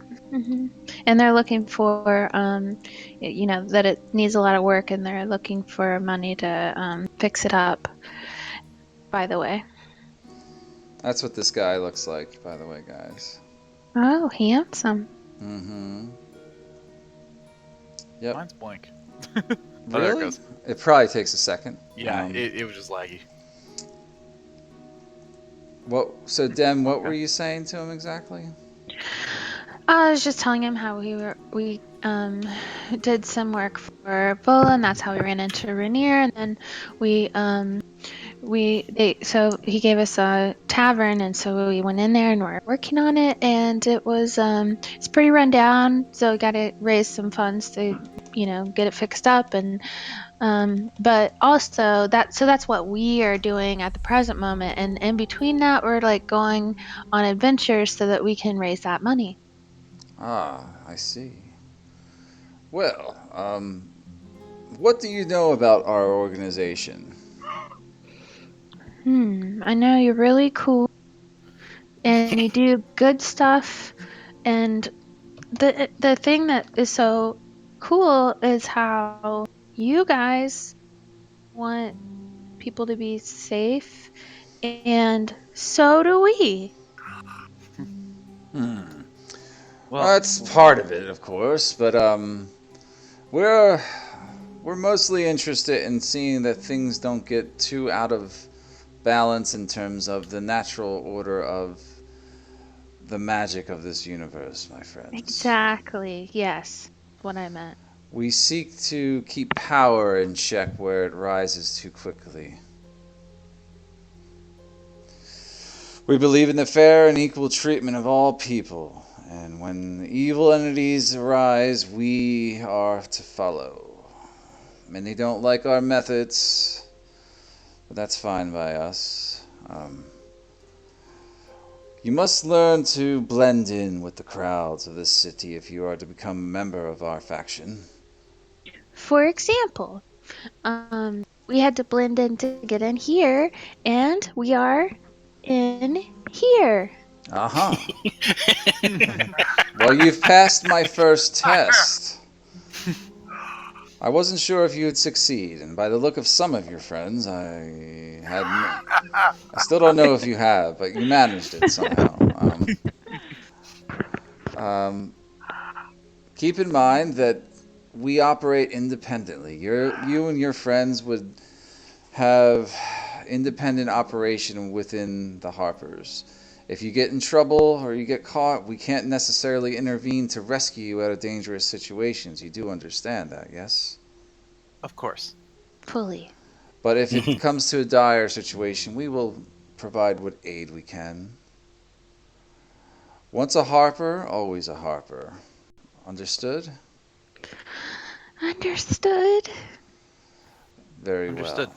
And then he unrolls like a little, like a fold, like a leather fold, and he has several Harper pins in there. He says, "Which one of you wishes to join?" Dem jumps up and down really fast. Ezra will also step forward. Okay. Congratulations, you are Harper initiates. However, you have a second test, and I am sending you on a mission immediately. One of the drays, you guys know what a dray is? Like it's spelled like this, but They're like those carts that people ride around in the city, pulled by horses, like kind of like a carriage. Yeah, okay. He says one of the drays working in the city is pulled by a talking mare named Maxine. What I want you to do is locate her and find out if she's learned the identity of any Zentarum operatives, and if so, determine their whereabouts. Do you think you can do that for us? We can certainly try. Oh, that sounds like something we could totally do. Then I put you to the task, then. What I want you to do is head to one of the richer districts of the city, like the North Ward or Sea Ward. I believe the mayor was last in that area. She gets around a lot, so I don't have time to go hunting her down. But rumor has it she has uncovered some information that might be valuable to the Harpers. Ezrin, while you're at it here, you make a history check on Mert. Okay. Yeah. Sorry, my character, she got lost in all my tabs. There we go. No problem. History. You know Mert's a wealthy man, very, very wealthy, and he was friends with the guy from the Yawning Portal. Durnan? Durin. Yeah, they were adventurers together in their youth, and that they both went down into Undermountain and recovered a lot of treasure. Durin took his treasure and set up the Yawning Portal, but Mert went into sort of a financial business, and he's known throughout the city of Waterdeep as Mert the Moneylender. Oh. So you have this in the back of your mind as he's wrapping up what you need to do. By any chance, would this be a well-paying job? I can see that you're adequately compensated, of course. Here's what I'll do. And he up front gives you guys 100 gold pieces. Ooh. Complete Thank the you. task, and I will be in your debt as well. Take this now, and if you decide not to complete it, no hard feelings, but the Harpers will know of your intentions for this henceforth. We will certainly do our best and get back to you. What's the best way to make contact with you? You have the ability to send messages or write paper birds. Yes, we do have a few of those. Send me one, and I will get in contact with you. Understood. Very good. I would start your search immediately. Head to the northern districts of the city looking for this mare. Her name is Maxine, and she's highly intelligent, from what I understand. For a horse, that is. One question. She is a horse. What color is she? That would be useful. Or what kind? She's a draft horse, from what I gather. Kate draft. He she brown? says she's white with black and brown spots throughout her. Okay.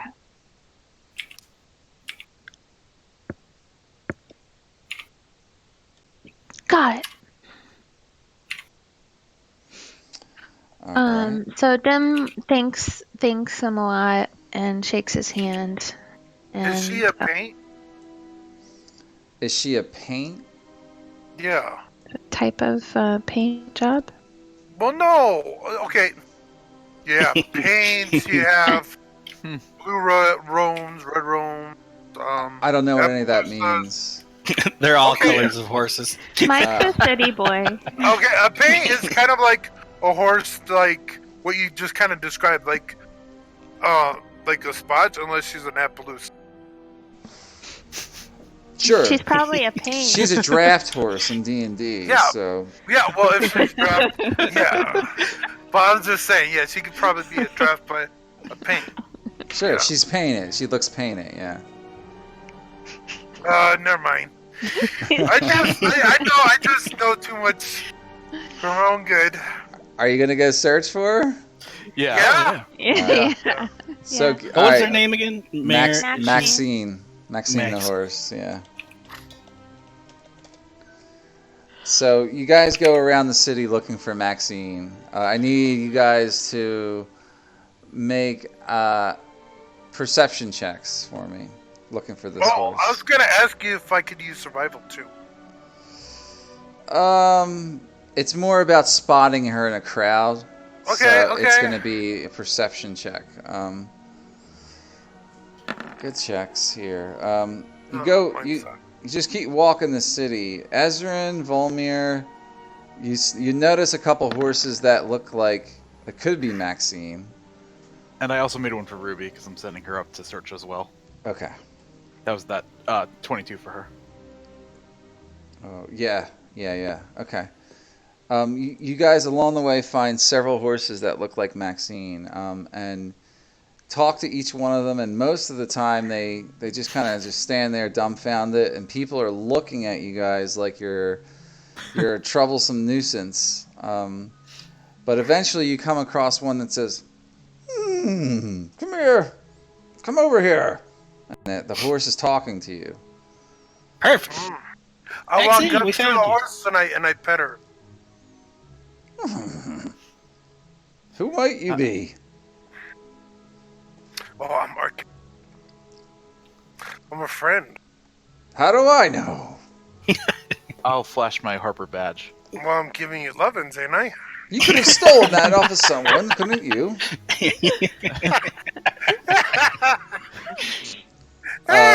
Ezrin, make a persuasion check. Okay.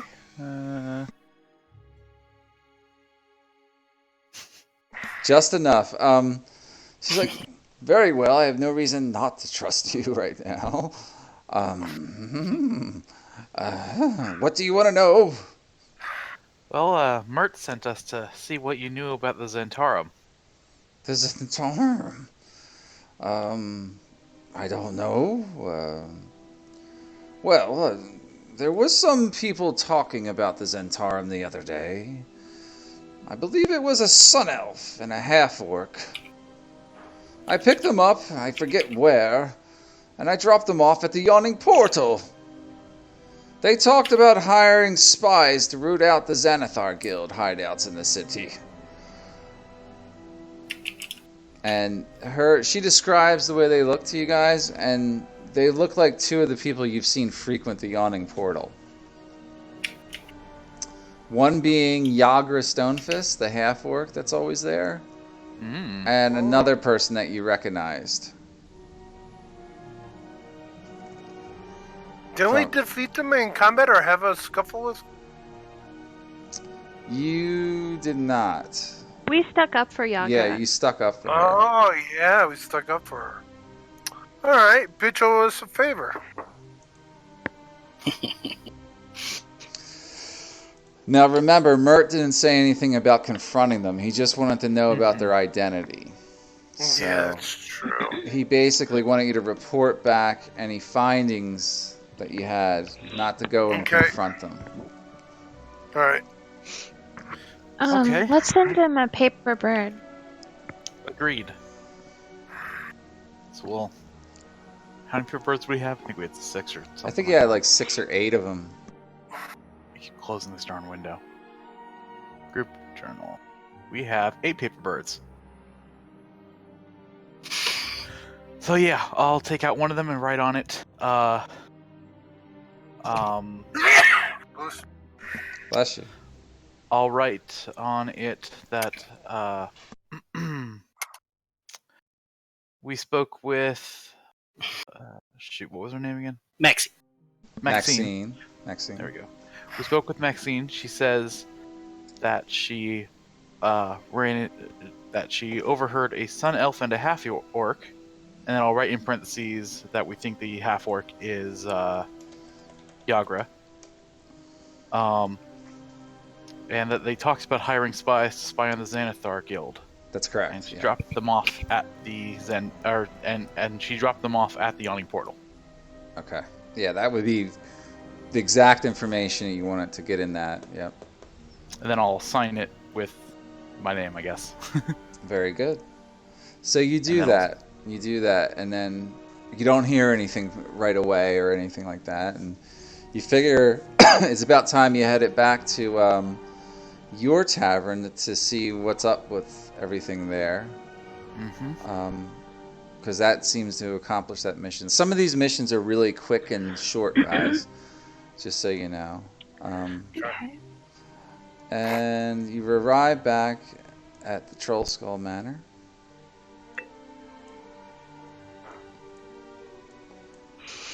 Home again, home again.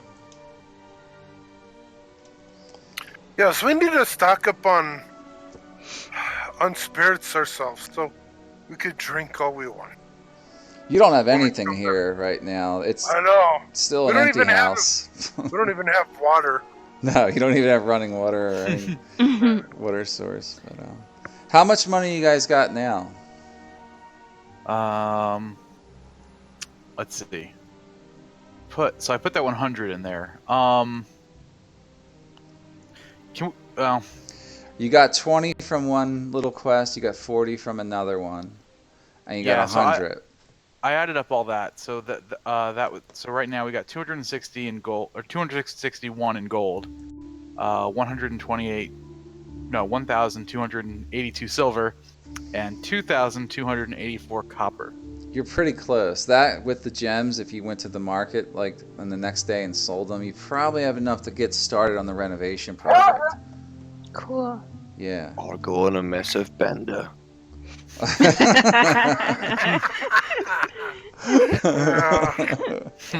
Like a 20-year-long bender, maybe. Yeah. So, So what time of day is it? it took you the better half of the following day to go and search for the horse. Actually, you did that all in the evening, so it's late in the evening now. You guys would probably want to take a long rest. Mm-hmm. Okay, Yeah, yeah, let's let's do think that. Yeah, I say we go to sleep now, and then tomorrow morning we go sell those gems, and the pearl, I guess, and the silk maybe, and Well, why don't then we continue to find out the lion's pride and the gauntlet as well? we could. Yeah, we need to. Do what? But the thing is, the sooner we hire the guilds to fix up the tavern, the sooner it gets fixed. Because right now, it'll take them time to do it. And the sooner we'll have money coming Mhm. in. Exactly. Yeah, but it's really important to try to find those two other factions. Well, yeah, Faction. I mean, who hasn't joined a Let's faction? try to find them at the market The tomorrow. Celerus has it, Celeris. Normoran, neither. and Okay. neither has the dwarf. You guys keep in mind, you don't have to join them at all. You know, if you don't want to join one, you don't have to, but you can. But you guys take your long rest, right? Yeah. Yeah, Yeah. for sure. And the next day, there's a knock at the door. Who's there? And she says hello. She says as she shuffles to the door. And as you come to the door, you see a young woman dressed in like plate armor step through. And she says, "Greetings." And she gives you a bow and she introduces herself. She says, "My name is Savra Bellabrantra, Oh no, my goodness. Order of the Gauntlet, at your service." Savra, I've heard great things about you in the tavern. Oh, really? What have you heard about me? Just that you're super fierce. Hmm. And then she does like a triple snap.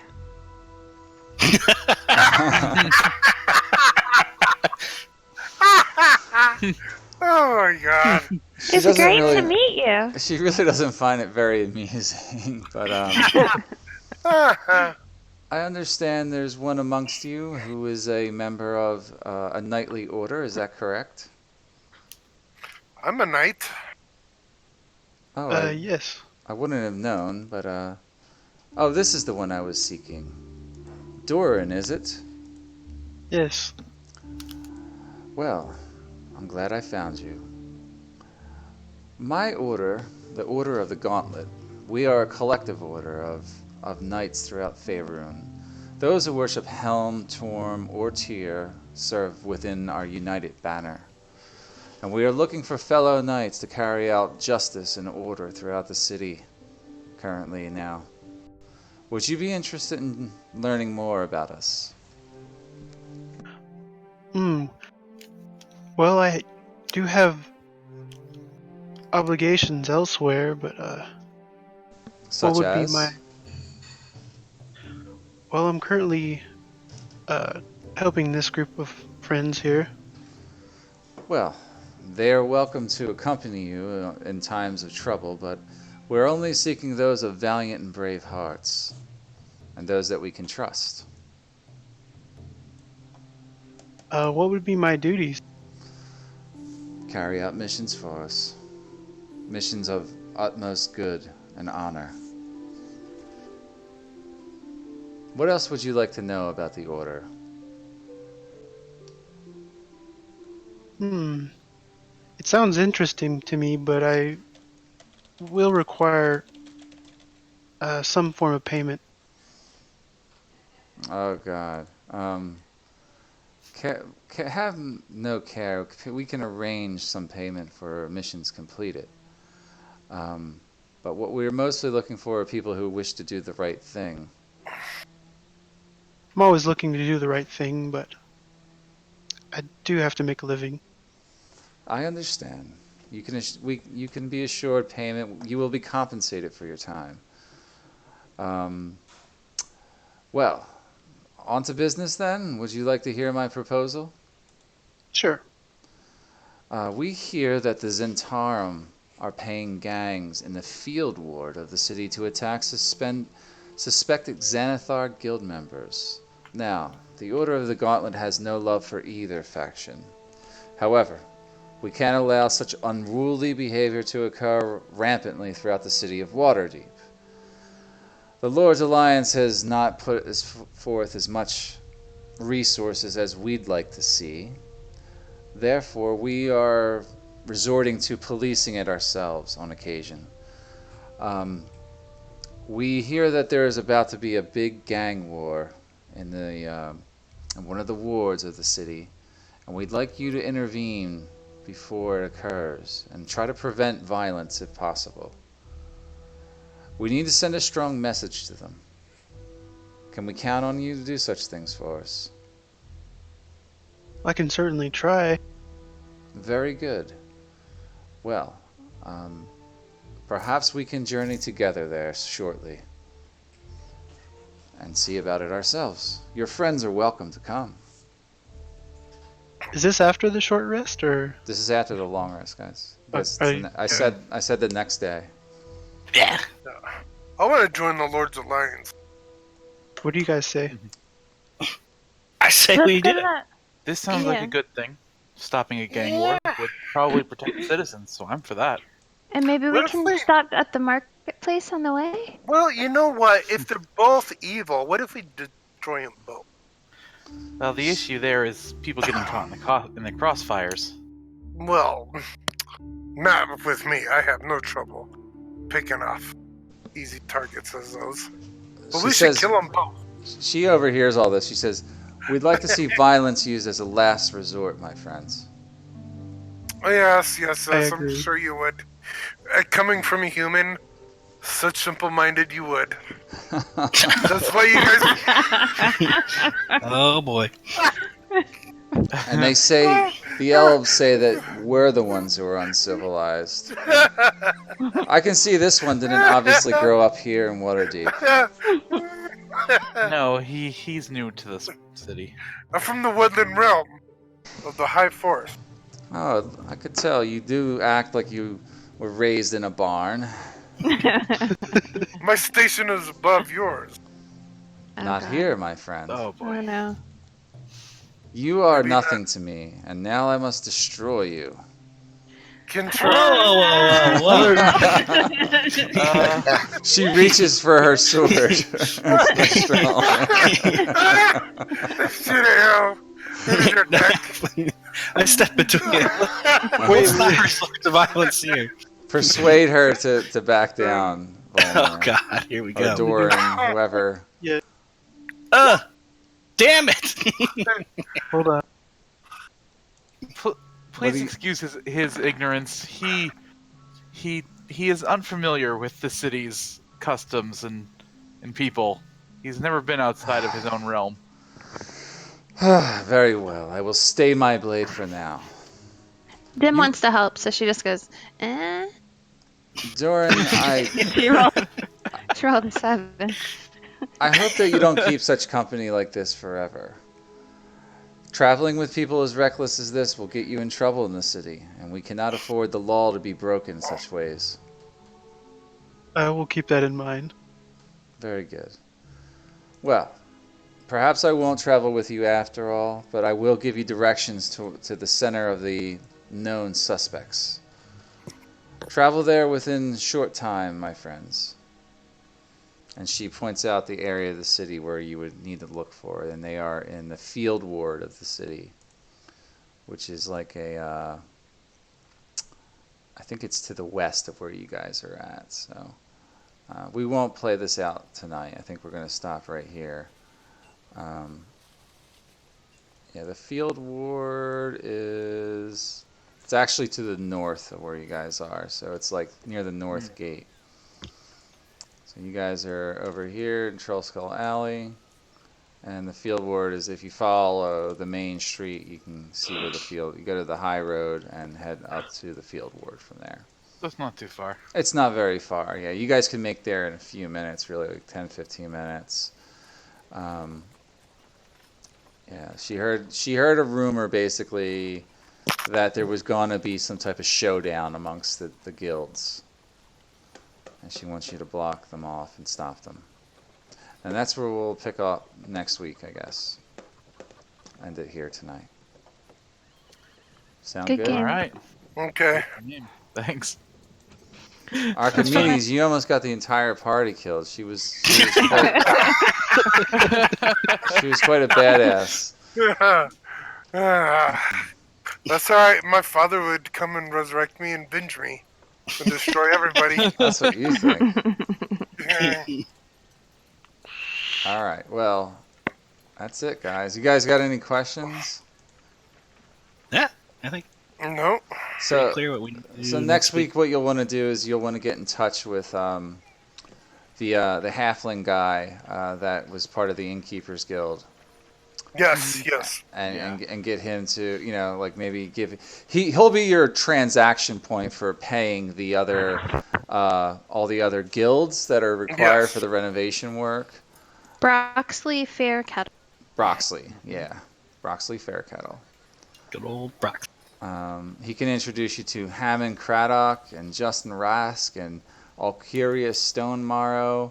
They're all different members of different guilds. Like Justin Rask is part of the Butchers Guild. Hammond is part of the Vinters, Distillers, and Brewers Guild. And Alcurius Stonemorrow is the Watchful Order of Magists and Protectors. I don't know why she's listed on here, but we already kind of covered that. Ezrin being one of them himself, so.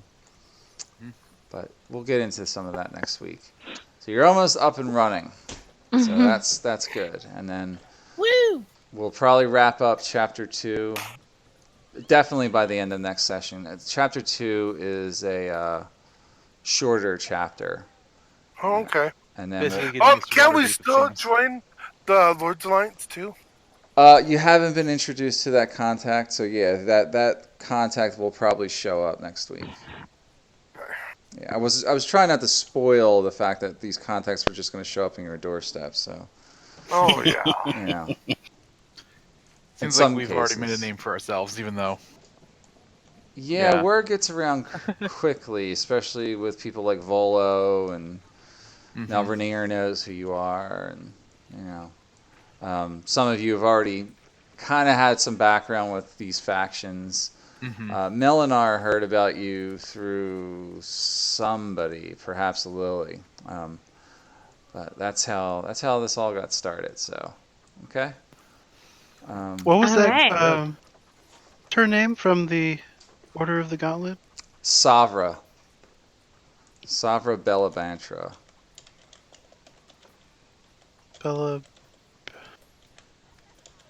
like that. Savra Bella Branta. I think it used to be Bella Brantra, but they changed it. She's an NPC from the Princes of the Apocalypse campaign. Actually, she's someone you can convert over to the good side from the evil people, and she's been living back in Waterdeep ever since. She's of Waterdavian nobility. You're pissing off the nobles. Good job. Yeah, great job.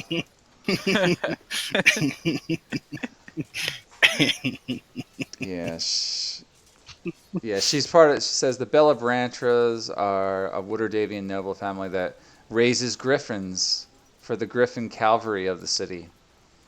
Oh, cool. Yeah, and she's a member of the Church of Tyr. Ooh. Yeah. Wait, so would I know her already? You probably would know her by name, definitely. Okay. At least by name, yeah. Yeah, so you wouldn't need to suspect she's trying to bullshit you or anything like that. Yeah.